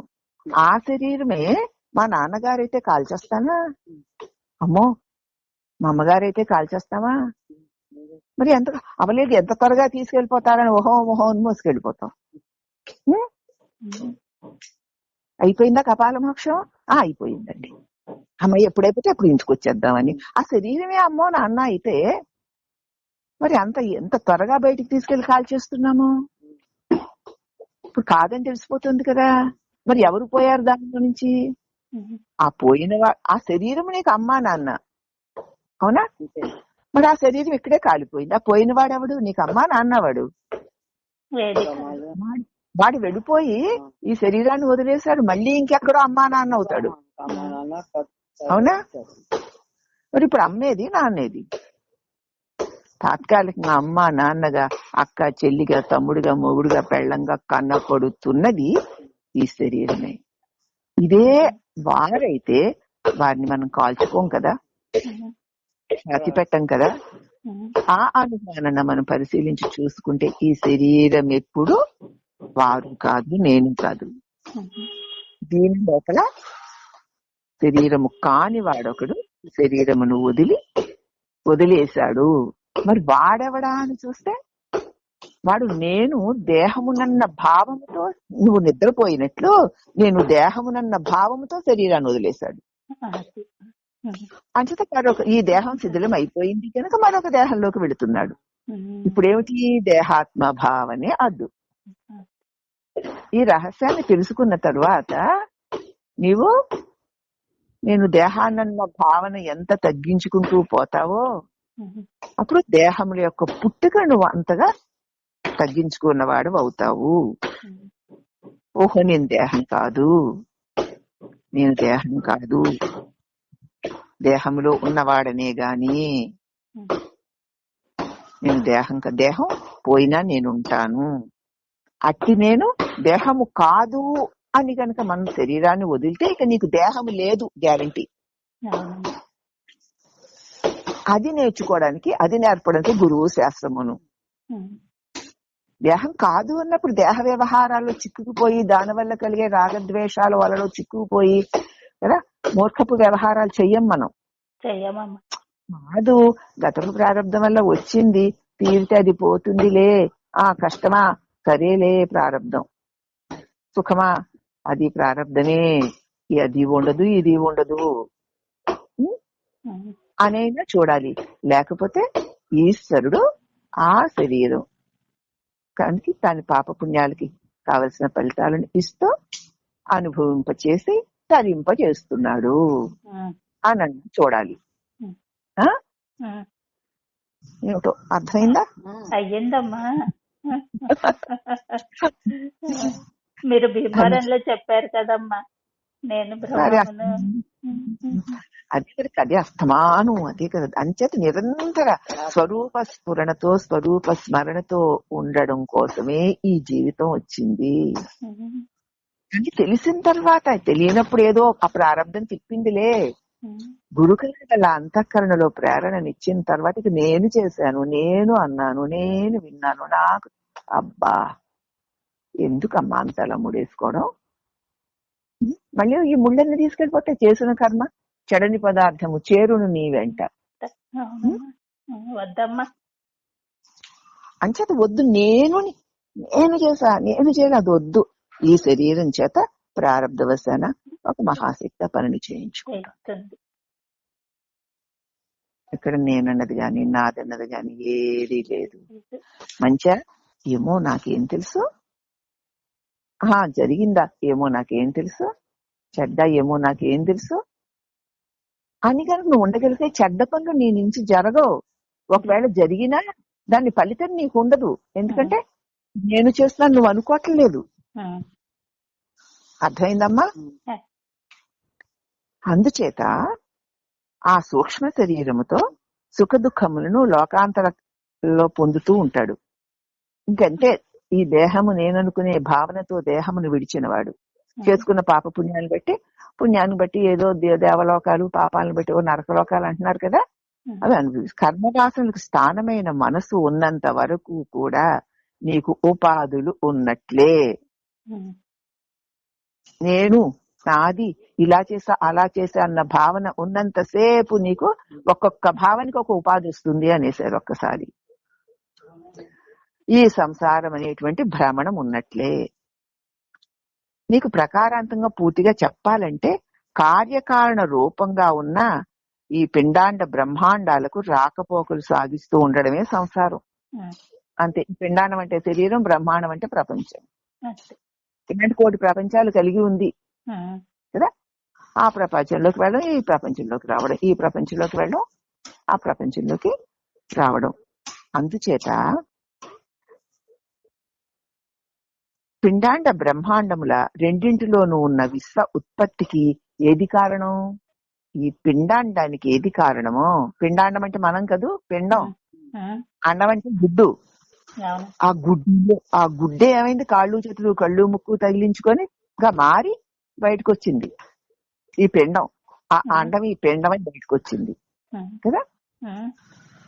ఈ పిండము, ఆ అండము, ఈ పిండము, అలాగే బ్రహ్మాండము అంటే ఇలాంటి అనంత కోటి పిండాలతో కూడి ఉన్నది బ్రహ్మాండము. ఎవరు కారణము? ఈ పిండాండ బ్రహ్మాండాలకు ఉన్న రెండింటి రూపంలోనూ ఉన్న ఈ విశ్వ ఉత్పత్తికి ఆత్మయే ఉత్పత్తి స్థానము. విశ్వోత్పత్తికి ఆత్మయే ఉత్పత్తి స్థానము. ఆత్మ అనగానెవరు? నేనే. అబ్బా, ఏ దేవుడో కాదు, నేనే ఉత్పత్తిస్తాను. అత్యంత మూల కారణము కూడా అదే అయి ఉన్నది. నేనే అయి ఉన్నది. ఎవరో ఈ సృష్టి చేయలేదమ్మా. పరమాత్మ ఎందుకు సృష్టి లేదు, ఎవ్వరూ సృష్టి చెయ్యలేదు. ఈ నేనున్నంత కాలం అంటే నేనంటే ఆత్మ. ఆత్మ అంటే ప్రకాశం. నేను అనేటువంటి ఒక ఎరుక, అది ఉన్నంత కాలము ఈ సృష్టి ఉంటూనే ఉంటుంది. కార్యము కారణ అన్వయము కనుక కారణం వల్లనే కార్యం గనక ఆత్మయే సంసారము, ఆత్మయే సంసారి. ఈ నేనే సంసారం, నేనే సంసారి. నేను అంటే విత్తనమైతే కదూ, నేను సంసారిని. నాలో ఉన్న భావాలు సంసారము. ఆ విత్తనమే ఆ వృక్షం కదూ. నేను సంసారిని, నాలో ఉన్న భావాలే సంసారము. సంసారి నేనే, సంసారము నేనే. కనుకనే కందార్థాల్లో ఆటాడి ఆడకుండును, ఆటాడిన మేని బొమ్మ ఆటాడకనే ఆటాడు. లేచొచ్చి ఆటాడి మళ్ళీ ఊరుకుంటుందిట. ఆ ఆటాడిన మేని బొమ్మ, ఈ శరీరం అనే బొమ్మ మళ్ళీ ఆటలాడకుండానే మళ్ళీ కాసేపు లెగుస్తుంది, ఆటలాడుతుంది, మళ్ళీ ఆడకుండా మానేస్తుంది. అయితే దీనిని ఎరుక అనిడి ఆడించేటి వాడు ఎవడున్నాడో వాడే కదా, దీనిలో ఎవడున్నాడు ఈ బొమ్మను ఆడించేవాడు? నేనని లెగుస్తాడు, బొమ్మను అట్టుకుని ఆడిస్తూ తిరుగుతూ ఉంటాడు, నేను నేను నేను నేను అనుకుంటూను. తర్వాత ఆట ఆపేస్తాడు, మేని బొమ్మ పడిపోతుంది. ఆట ఆడేవాడు ఊరుకున్నాడు, మళ్ళీ లేచొచ్చాడు, మళ్ళీ బొమ్మను ఎత్తుకున్నాడు, ఆడుతున్నాడు. ఎవడు అతడు అంటే ఆట ఆడకనే ఎరుక అనేది ఆట ఆడించేవాడు నేను అనేటువంటి ఈ తెలివి వీడే. ఆట ఆడించేవాడు అతడే కదా కర్త. చేటు పాటలన్నిటికీ అచలం అకర్త. ఈ నేను అని అనడానికి ఆధారమైన ఆ సద్వస్తువు అకర్తది, అచలం. అది దీనిలాగా నేను బుడుంగున లేచొచ్చి మేనట్టుకు తిరగదు, ఎప్పుడు అలాగే ఉంటుంది. ఆ సాగరం అలాగే ఉంటుంది. దానిలో ఒక అల లేచొచ్చి అల్లకల్లోలం చేసి మళ్ళీ దానిలో పడిపోతుంది. అలాగే అచలమైన అనంత పరిపూర్ణమైన పరబ్రహ్మం నుంచి నేను అన్న తెలివి కిరణం, ఒక ఎరుక కిరణం లేచొచ్చి ఒక బొమ్మనట్టుకుని ఆటాడి వాడి భావాలకు అనుగుణమైన సంసారాన్ని భావించి తిరిగి ఆ బొమ్మని పడేసి మరుగైపోతాడు. మరుగైన వాడే మళ్ళీ లేచి బొమ్మనట్టుకుని ఆటలాడతాడు. వాడే కారణం, వాడే సంసారి, వాడే సంసారం. ఎవరు ఇక్కడ సంసారం తయారు చేయలేదు, వాడే వాడే వాడే వాడే. కాబట్టి ఆటాడించేవాడు అతడే కర్త. చేటు పాటుల అన్నింటికి అచలమైతే అకర్త. మళ్ళీ వాడిగే ఉండగలడా? వాడే చేస్తున్నాడు ఇవన్నీను. వాడికి సత్తా ఏది? నిర్వికారమైన, నిరంజనమైన, నిర్వికల్పమైన, నిశ్చలమైన పరిపూర్ణ పరబ్రహ్మమే. అక్కడే చలనము లేదు. దానిలో నుంచే ఈ జీవ భావన బీజం నేనని లేచి ఈ కర్మవశాన్ని ఈ మేనని దీంతో చేరి ఈ బొమ్మలాట జరుగుతోంది. కానీ దీనికి మూలమైన ఆ పరబ్రహ్మము అచలమే. రెండి చేత వచ్చు ఫలము మాటికి సంభవించి జనన మరణాలు వాడినే పొందింపజేయును. అంటే నువ్వు ఎంతసేపు నీ మూలమేదో తెలుసుకుని దానిలో నిలిచి కలిసిపోకపోతే నేనని లేచొస్తూ ఉన్నంత కాలము ఈ బొమ్మని పట్టుకుని ఊరేగుతావు, కర్మలు చేస్తావు, ఫలితాల కోసం మరొక బొమ్మని పట్టుకుంటావు. అట్టి ఈ ఎరుక రూపమైన వాడు నేనెవరినా అని ప్రశ్నిస్తే ఆ ఎరుక కూడా మాయమైపోయి ఎరుగుటకు ఎరిగించుటకు అన్యము లేక ఉన్నదేదో అదే తానుగా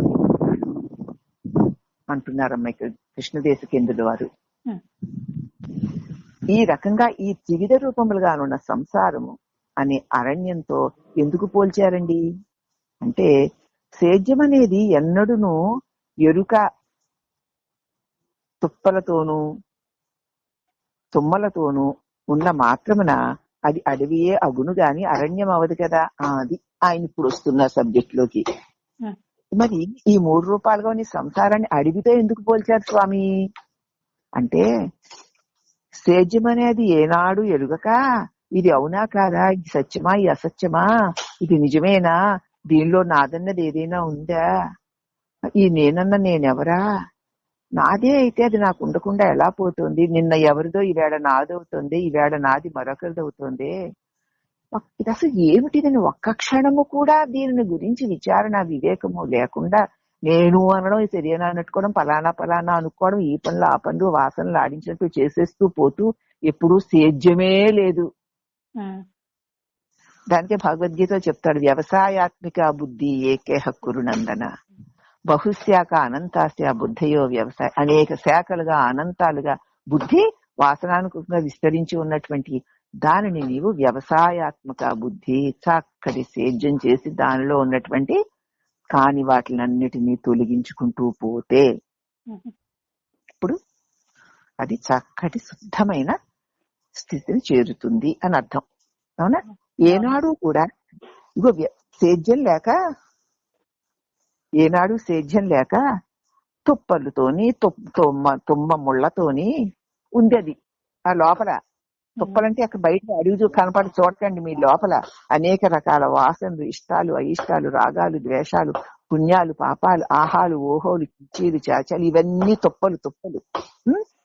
తుమ్మ చెట్లు, ముళ్ళ మొక్కలు, వాటితో నువ్వు ఉన్న మాత్రమున అది మరి అడవి కాక ఏమవుతుందయ్యా? అవన్నీ మరి నీ లోపల ఇటువంటి భావాలన్నిటితో కూడి ఉండడం చేత ఏనాడు ఇవి ఏమిటా అని పరిశీలించి ఆ కలుపు మొక్కల్ని పీకని కారణంగా అడవి అగునేమో గాని అరణ్యం అనరాదు. అరణ్యమనగా జన సంసారమునకేమాత్రమును తావీయక సూర్యరశ్మి లోనికి చొరక పోవుట వలన దిక్కులు కూడా తెలియరాని కాకులు కూడా దూరని కారడివినే లక్షించి ఈ శ్లోకమున అరణ్య శబ్ద ప్రయోగం చేశారు. ఈ కారణం అలాంటి అరణ్యం కాదు. అది ఏదో చిన్న ముళ్ళ అంటే అలా కాదు. తవితి అలాగే ఏదో ఎద్దుల్ని పెట్టో ఇది ఇప్పుడు ఏదో మిషన్లు వచ్చే వాటిలో తీయొచ్చు. ఆ కీకారణ్యాన్ని ఎక్కడ తవ్వుతావు? అలా ఉంది ఇప్పుడు మన లోపల. అంచేత దిక్కులు కూడా కనపట్టలేదు. అక్కడ కాకులు కూడా దూరడానికి ఖాళీ లేకుండా ఉంది. కాడమిని లక్షించి శ్లోకంలో అరణ్యము అన్న మాటని ప్రయోగించారు. అరణ్యం అంటే అల్లిబిల్లిగా తరులత గుల్మాదుల ఒకటితో ఒకటి అల్లుకుని పెనవేసుకుని గొడుగులాగా ఆచ్ఛాదన ఉన్నందువల్ల సూర్యరశ్మి కూడా లోపలికి వెళ్ళడం లేదు, దిక్కులు తెలియడం లేదు. అందుకే ఎంత చెప్పినా ఇదేమిటి ఇది ఎందుకని ప్రశ్న రావడం లేదు, తోచినట్టల్లా వెళ్ళిపోవడం చేశాడు. అట్లే అనంతకోటి పూర్వజన్మల యొక్క శుభాశుభ వాసనలతో నిండి నిబిడీకృతమై అజ్ఞాన అంధకార పరివ్యాప్తమైన అంతఃకరణము అదిగో అది ఉందమ్మా లోపల. ఆ అరణ్యం లోపల ఉంది, కనపడుతుందా? అజ్ఞాన అంధకార పరివ్యాప్తమైన అంతఃకరణము. దానికి ఎవరు ఎంత జ్ఞానం పైనుంచి ఈ సూర్యుడు ప్రకాశించడం లోపలికి వెళ్ళదుగా. కీకారాన్ని అల్లుకుపోయింది తీగలతో, లతలతో, ముళ్లతో, అంతే అంధకార బంధులు. అటు అందుకని దినబుద్ధి లేదు, అసలు తెలుసుకోవాల్సిన విషయంగా ఉండదు. అని పరివ్యాప్తమై అంతఃకరణము యుక్తాయుక్త వివేకము లేక ఏది చేయాలి ఏది చేయకూడదు, ఇది ఇలా చేయొచ్చా ఇది ఇలా చేయకూడదు, దీంతో నాకేం పని అనేటువంటి ఆలోచన లేకుండా చిత్ర విభ్రమ చెంది అయి ఉంటుంది. చిత్తం ఎట్టా చెప్తా అలాగా. సింహ శార్ధూల శరభాది క్రూర మృగములకు సంకులమై ఉంటుంది. ఇంకా అక్కడే మరి క్రూర మృగాలన్నీ అక్కడే ఉంటాయి. సింహాలు, ఏనుగు, నక్కలు, జంబూకాలు అన్నీను. సింహ శార్ధూల శరభాది క్రూర మృగ సంకులమై ఉండు అరణ్యము వలె ఇదిగో ఈ అంతఃకరణమున్నదే రాగ ద్వేష కామ క్రోధ లోభ మోహ మదమాశ్చర్యాలను దుష్ట వృత్తులకు ఆలవాలమై ఉన్నది. అయ్యో నాలో ఏమి చెడ్డవాసలు లేవు, నేనేమి పాపాలు చేయడం లేదు అనుకుంటావు కదా. కామము, క్రోధము లేదా కామం లేదా, దేని మీద కోరిక లేదా, కోరిక తీరకపోతే క్రోధం రాదా, లోభం లేదా, నాదే అనే మోహం లేదా, ఉన్నాయా లేవా?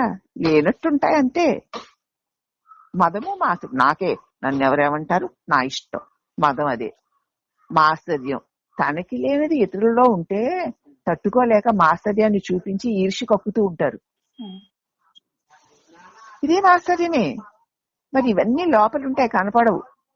అడవిలో కనపడతాయి ఏమిటి, అవన్నీ దాక్కుంటాయి. అవకాశాన్ని చూసి వెనకపాటుగా వచ్చి ఏమరుపాటుగా ఉన్నటువంటి ప్రాణిని మింగేస్తాయి.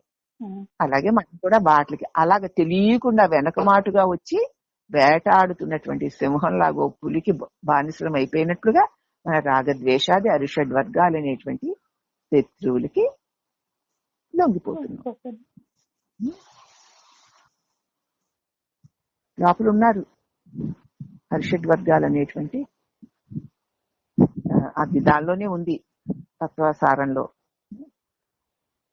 శత్రువులు 6 ఉన్నారయ్యా, జాగ్రత్తగా కాపాడుకో. లోపల ఉన్నారు అంతఃకరణలో 6 శత్రువులు నీ కోసం, కనపడరు వాళ్ళు. ఏ నిమిషాన ఏ శత్రువు వచ్చి నిన్ను కమ్మేసి వేటాడి నాశనం చేసేస్తుందో దొంగలార్వులు గలరులో రన్న వాడు జాగరూకతతో వారి జాడలు గనుమురోరన్న. 6 దొంగలున్నారు, జాగ్రత్త, ఏ నిమిషానికి రాగం వచ్చేస్తుందో ఏం. అవేమి మనకి లేవంటూ ఉంటాం, అవి మనల్ని కమ్మేసి మన ఆటాడించేస్తున్నాయి. అయ్యో లేకపోవడం ఏమిటో ఎవరన్నా అన్నారంటే అన్నాళ్ళ మీద కోపం, నన్ను అంటావా అని. ఇదమ్మ మాయ. అందుచేత ఈ అరిషడ్ వర్గాది ఈ శత్రువులే కామక్రోధ లోభ మోహ మదవాచారనే దుష్టవృత్తుల కాలవాలమైన క్షేత్రముగా ఉన్నదని తెలుసుకో. ఈ కీకారణ్యమందు ప్రవేశించి ఉన్న పాంధుడు అడవిలోకి పడ్డాడు. పాంధుడి వారికి అంటే బాటసారి మాట పాంధుడు అంటే. దాని నుంచి బయటపడు మార్గము స్వయంగా తెలుసుకోలేడు.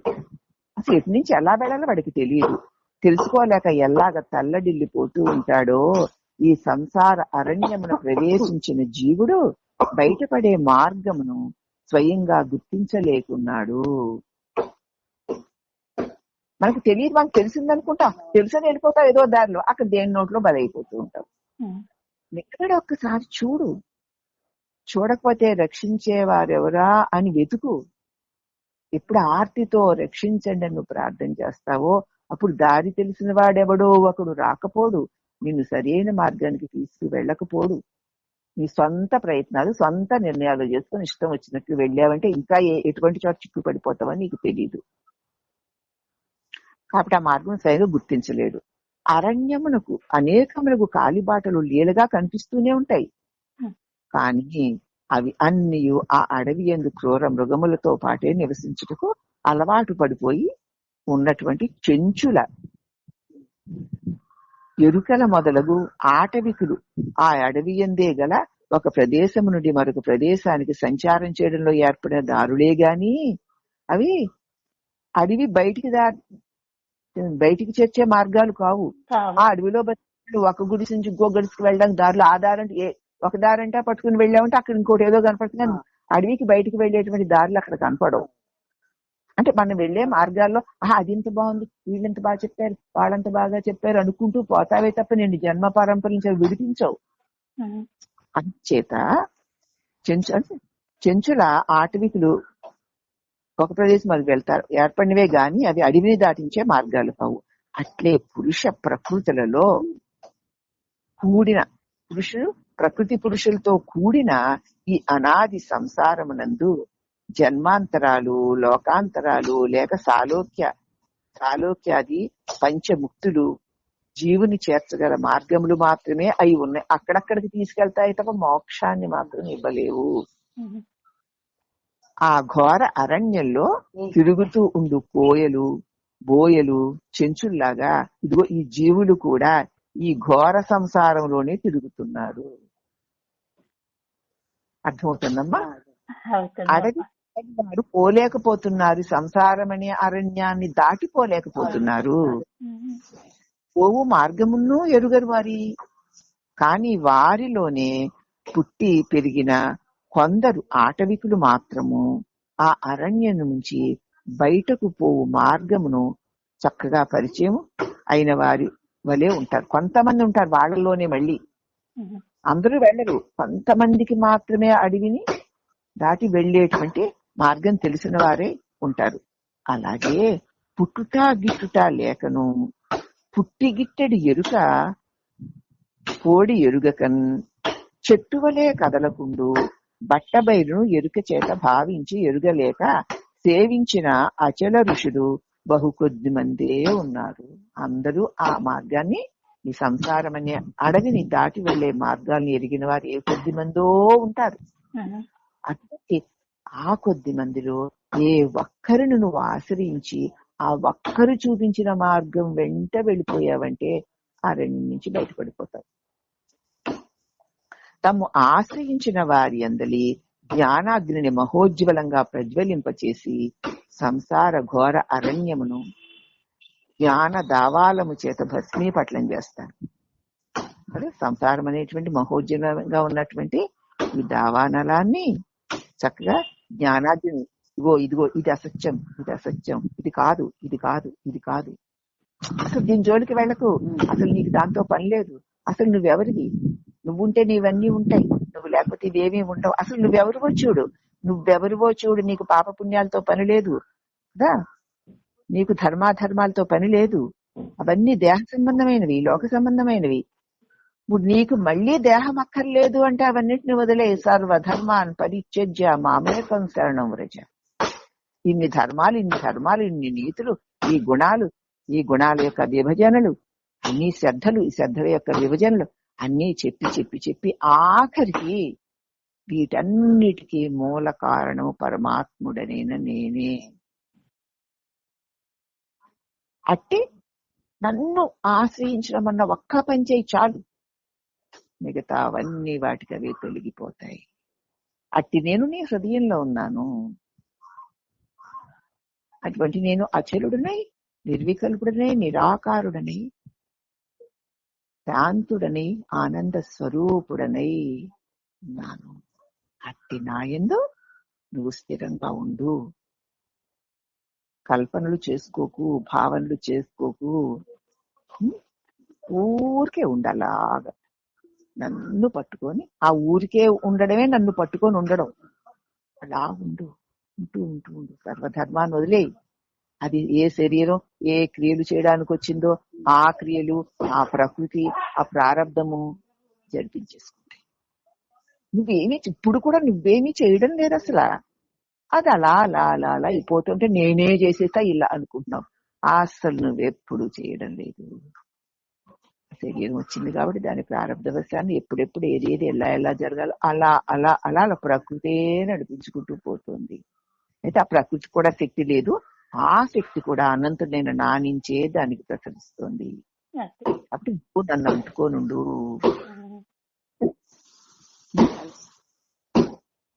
తరగని మారని తెరపైన కదిలే బొమ్మలే జగమన్నా, కదలదు మారదు, దాని మీదే ఈ కదిలే బొమ్మలతో ఉన్నటువంటి జగత్తంతా కనబడుతుంది. ఇది తెలిసిన ఇక మౌనమే కర్తవ్యం బన్నా, మౌనమే కర్తవ్యం బన్నా, చిదాకాశమున కన్నా వేరుగా ఏముందన్నా, ఏదో ఉందనుకున్నా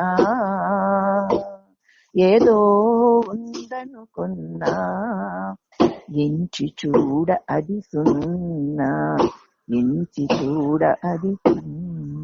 అదే చిదాకాశం, అదే నీ స్వరూపం, అది ఈ నేననుకునే నీ యందు నీవే అయి ఉంది. అది చిత్ అంటే జ్ఞానమై ఉంది, ఆకాశమై వ్యాపించి ఉంది. దాని యందే ఎన్ని చిత్రాలు కలిగినా తొలగినా దాని యందే, కానీ అది కలగడం లేదు, తొలగడం లేదు. అట్టివంటి ఆ దివ్య చిదాకాశమునందు చిత్తై సత్తై తత్ కలిగి ఉండు, దాన్నే పట్టుకో, దాంతోటే ఉండు. ఇది సర్వధర్మాన్ని పరిత్యజ్య. నీవి కాది ధర్మాలు, నీవి కాది కర్మాలు, నీవి కాది మోహాలు అనుకున్నావు దేహం వలని. ఇప్పుడు ఇవన్నీ దేహ ధర్మాలు ప్రారంభవశానం వచ్చాయి, ప్రారంభం ఆ పని చేసుకుంటుంది అని తెలిసింది. మామేకం శరణం వ్రజ, అహం త్వా సర్వ పాపేభ్యో మోక్షయిష్యామి మా శుచః. సర్వ పాపాలు తొలగింపచేసి మోక్షాన్ని శుద్ధి చేసి మోక్షాన్ని ఇక విడుదలని పొందుతావు అని భగవానుడు ఆఖరిని ఆ శ్లోకంతో చెప్పి కదా భగవద్గీత ముగించాడు. అందుకు మనకి భగవాన్లు కూడా ఇవన్నీ నీకే, నువ్వు ఇలా చేసావా, నువ్వు అలా చేసావా, ఓహో మంచిదే మంచిదే మంచిదే, ఇది చేసేవారు ఎవరండి? నేనే స్వామి అన్నా, నేనంటే ఎవరండి? చూడు ఒకసారి, చూసేసరికి చేసేవాడే లేకుండా పోతున్నాడు. ఇక వాడి చేతలుంటాయా? చేసేవాడే లేనివాడు. వాడి చేతలు ఎంత గొప్పవైతే మాత్రం అవి ఉన్నట్టు కనపడతాయి. తెర మీద సినిమా సత్యమన్నట్లు కనపడుతుంది, అది కల్పన కదూ. కల్పనైన ఒక డైరెక్టర్ మనోకల్పన, ఇక్కడ తెర మీద సత్యమన్నట్లు పాత్రలకి జీవం వచ్చి ఆడుతున్నట్లు కనపడుతుంది. అవునా? అవునమ్మా. ఇలాగే మన బొమ్మలన్నిటికీ జీవం వచ్చి ఆడుతున్నట్టు కనపడుతుంది. కానీ అవన్నీ ఉట్టి కల్పనలే. దేని యందు? తెర యందు. తెర లేకపోతే ఆ తెర ఎటువంటిది? మామూలు సినిమా తెర లాంటిది కాదు. ఆ తెరని వెలిగించడానికి ఒక లైట్ ఉండాలి కదా. ఇది స్వయం ప్రకాశం. అది ఏంటంటే ఈ తెర వ్యాపించి ఉంది, ప్రకాశిస్తూ ఉంది. అంత వేరే లైట్ అక్కడ. అదే నీ తెలివి. వ్యాపించి ఉంది, ప్రకాశిస్తుంది. దానిలోనే భావాలనేటువంటి అనేక రూపాలు కాసేపు కలిగి కాసేపు తైతక్కలాడిపోతున్నాయి. ఎవరో అక్కయ్య, అన్నయ్య, చెల్లి, తమ్ముడు, కష్టం, సుఖం, భోగం, భాగ్యం, అప్పుడెప్పుడు ఇలాగ ఇవన్నీ అనుకుంటూ ఉండడం, ఆ బొమ్మలన్నీ ఆ తెర మీద కనపడుతూ ఉండడం, అనుకోపోతే పోవడం. చూస్తున్నాక ఇదే కదా మానసిక విక్షేపాలన్నీను. అవునమ్మా. విక్షేపాలు ఎన్ని బొమ్మలు వస్తే మాత్రం ఆ తెర ఏమైనా అంటుకుందా, మారిందా? అలాగే ఉంది. కాబట్టి నీ కల్పనలే నీ అందే నీకే తోచి నిన్ను మోహ పెడుతున్నాయి గాని నీవు కల్పన చెయ్యకపోతే చిత్స్వరూపమై చిదాకాశమై మిగిలి ఉంటున్నావు నాయనా, తెలుసుకో. అవునా? చిదాకాశం కంటే వేరుగా ఏదీ లేదు. ఏదో ఉందనుకున్నా ఎంచి చూడ అది ఆ నిమిషానికి అలా ఉన్నట్టు కనపడుతుందే గాని ఉండడం లేదు నాయనా. నీరు అలలు పేరుకు రెండుగా ఉన్నా వస్తువక్కటే అయినట్లు దృక్కే దృశ్యము రోరన్న చూచేవాడి చూపులోనే చూడబడేదంతా ఉంది. అవునా? నీరే అలల రూపంలో గోచరించినట్లు, నీరు అలలు రెండు పేర్లున్నా నీరే అలలుగా గోచరిస్తున్నట్లు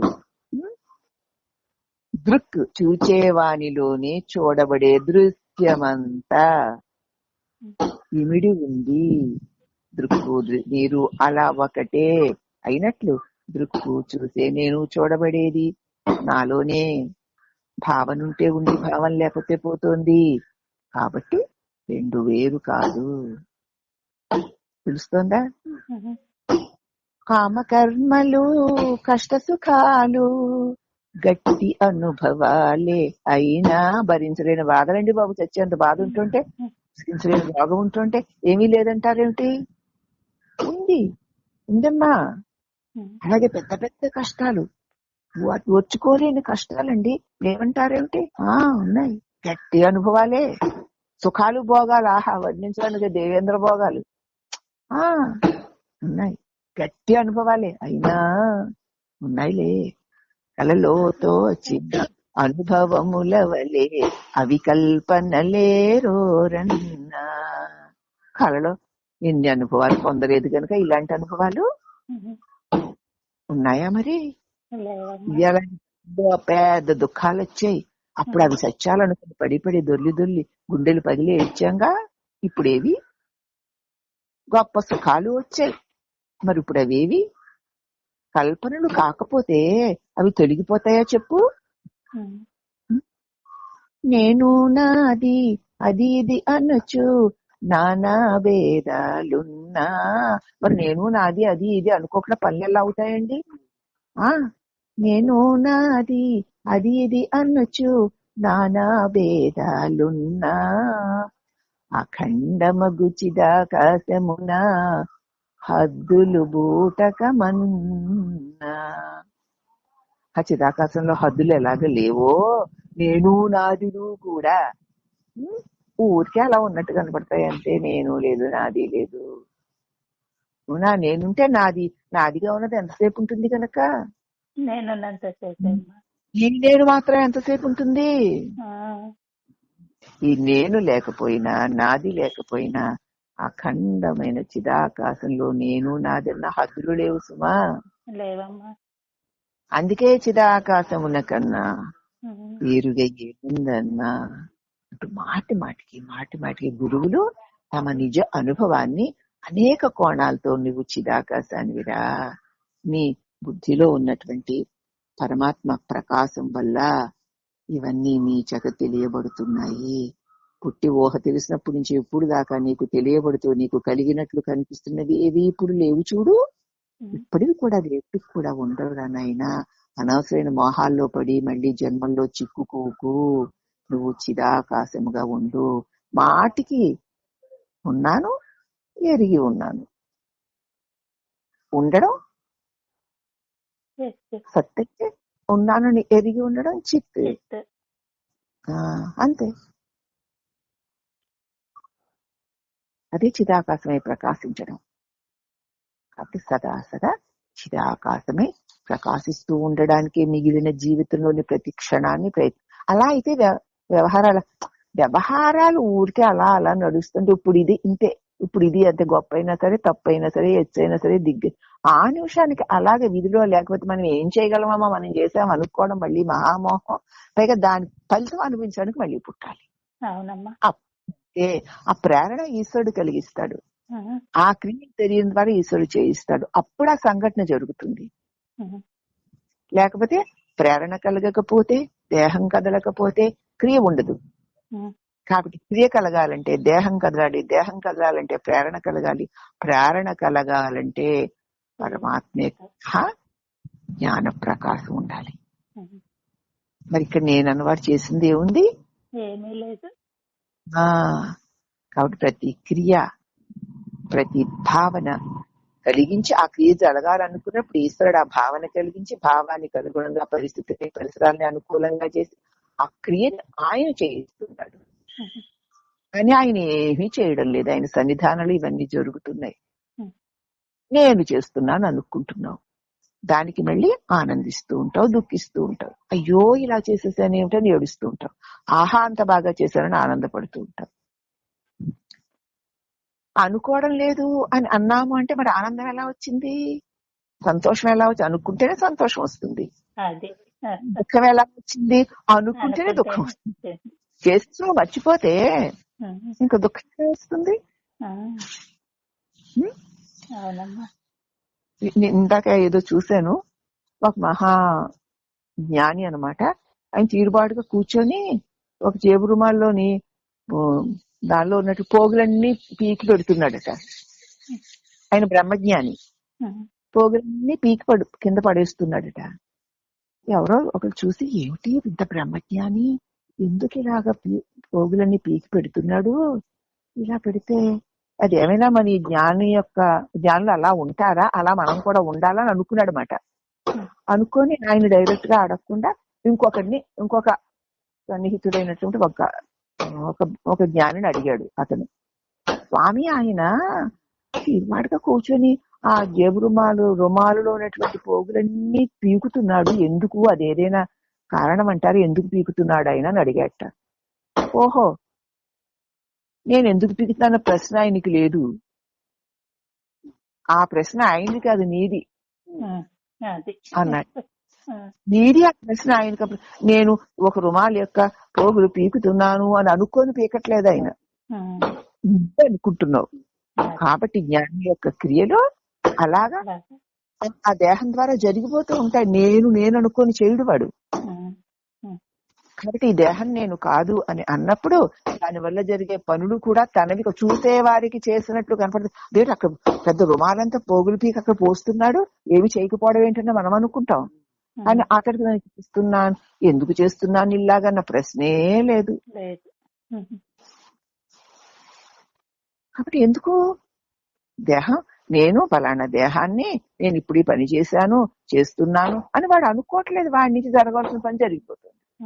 ఇటువంటి మహనీయుల జీవితాల్లో చిన్న చిన్న సంఘటనలే మనకి నేను చేస్తున్నానన్న భావన ఎంత గట్టిగా ఉందో, వారికి ఎంత లేకుండా పోయిందో మనకు తెలుస్తుంది. వారి పసిబిడ్డ వంటి వారు. పసిపిల్లాడికి మలం, ఇది మలము, దీన్ని ముట్టుకోకూడదు, దీన్ని పాముకోకూడదు అని తెలుసా? వెన్న పూసిని అలా చేత్తో పిసుకుతాడు, ఆ మలాన్ని అలా చేత్తో పిసుకుతాడు.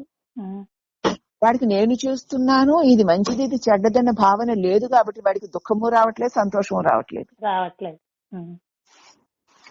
వాడికి తెలియక రావట్లేదు, ఈయనకి తెలుసుకోవాల్సిన అవసరం లేక రావట్లేదు. రావట్లేదు. అది మనకి అజ్ఞాత మనం ఎట్లున్నాం ప్రతి పనిలో. ఇదంతా దేహ కార్యక్రమాలే గాని ఎంత గొప్పవైనా ఎంత తక్కువైనా ఆ మహాశక్తి ప్రేరణలో జరుగుతుంది గాని అది నేను కాదు, నాది కాదు అని ప్రతి పని జరుగుతుంటే రాని పోని అని సాక్షిగా చూస్తూ ఉండమని ఇక్కడ స్వామివారు చెప్తున్నారమ్మా మనకి. ఇక్కడ ఒక చిన్న పద్యంతో ఆపుతాను. ఎరుక తనకి తా వీడిపోదు, ఈ తెలివి ఇటు పుణ్యానికి దానికి అది పోదు, వీడిపోదు ఎరుకను విడిపించలేరు ఎవ్వరు ఈ ధాత్రి యందు. ఆ ఎరుక అనేటువంటి నేను అనేటువంటి జీవభావం దానికి అదే పోదు, దాన్ని ఎవ్వరూ కూడా పోగొట్టలేరు. గురుడు ఒక్కడు తప్ప గురునకు పరిచర్యనర్చి బోధ పద్ధతిని వినాలి. ఒక్క గురుదేవుడు తప్ప ఈ నేనన్న నీ తెలివి రూపమైన జీవభావాన్ని ఎవ్వరూ పోగొట్టలేరు. దాన్ని ఇంకా పొగడన్నా పొగడతారు, తెగడన్నా తెగుడతారు తప్ప. అలాగే నీకు ఆ పొగడ్తలు నావి అని అనుకుంటావు, ఆ తెగడ్తలు నావి అనుకుని మళ్ళీ నువ్వు జన్మల్లోకి పడతావు. కాబట్టి ఎరుక తనకది వీడిపోదు, దానంతటా అది పోదు. ఎరుకను విడిపించలేరెవ్వరి ఎరుక అంటే నేను అన్న అహంభావన. ఎవరు ఈ దాత్రియందు గురుడు ఒక్కడు తప్ప గురునకు పరిచర్య చేసి బోధ పద్ధతిని విని, పద్ధతి ప్రకారం వినాలి. ఇష్టమైతే వింటా, లేకపోతే లేదు. అది ఏదో బాగుంది అది వింటా, ఇది అది కుదరదు. ఎరుక పద్ధతిని వినగా తిరిగి రాని పద్ధతిని గంటే, పద్ధతి ప్రకారం వింటే తిరుగు రాని పద్ధతిని నువ్వు కంటే పరిపూర్ణ మెరుక నేర్పరచాలెరుకలేక హరిని స్వప్నముగన్న కరి రగ్గినట్లే ఈ పద్ధతిని వినన్ తిరిగి రాని పదవి పొందు. ఎలాగంటే హరి అంటే సింహం, అవునా? కరి అంటే ఏనుగు. ఏనుగు కలలో సింహ గర్జనతో మేల్కొన్నట్లు అప్పుడు ఈ గురువు చెప్పిన పద్ధతి ప్రకారం గనక పక్కలికి చూడకుండా శ్రద్ధగా బోధ పద్ధతిగా విని కదా, దానిని తిరిగి రాని పద్ధతిని తెలుసుకుని ఎప్పుడైతే పరిపూర్ణమును తెలుసుకుంటావో అప్పుడిక హరిని స్వప్నమున గన్న కరివలే. ఏనుగు కలలో స్వప్నమును చూసి మేల్కున్నట్లు నీ కళలోని గురువు నీవు రెండూ పోయి పరిపూర్ణమై మిగులుతావు కదా. నేనిలోనా నేను ఉన్నదా, నేనిలోనా మేను ఉన్నదా, మేను నేను దేనిలోనో ఆ గుట్టు తెలుపుము గురువరా, ఈ చిక్కు విప్పుము దేవరా అన్నాడు శిష్యుడు. నేని అంటే జగతిరా, మేను అంటే జగతిరా, నేను అంటే జీవుడు, జీవుడనగా దేవుడు, దేవుడనగా గురుడురా. ఈ సత్యమెరిగిన శిష్యుడే గురువురా, నీవు నేను లేవురా, ఉన్నదొకటే బ్రహ్మము, ఉన్నదొకటే బ్రహ్మము. అంటే ఆ తత్వం లోపల అంతరార్థం అంతలా దాగి ఉందమ్మా. అందుచేత మేనొచ్చిందా జగత్తు వచ్చేస్తుంది. మేనులో ఉన్నవాడెవడా అంటే జీవుడు, జీవుడంటే ఎవడా అని చూస్తే దేవుడు, దేవుడెవడా అంటే గురువే, ఈ గుట్టు చెప్పేవాడు. ఆ గుట్టు తెలిసిన తర్వాత గురువు లేడు, శిష్యుడు లేడు, ఉన్నదొకటే బ్రహ్మము, ఉన్నదొకటే బ్రహ్మము. హరి ఓం తదాస్తమ్మ. ఈ రోజుకి చాలా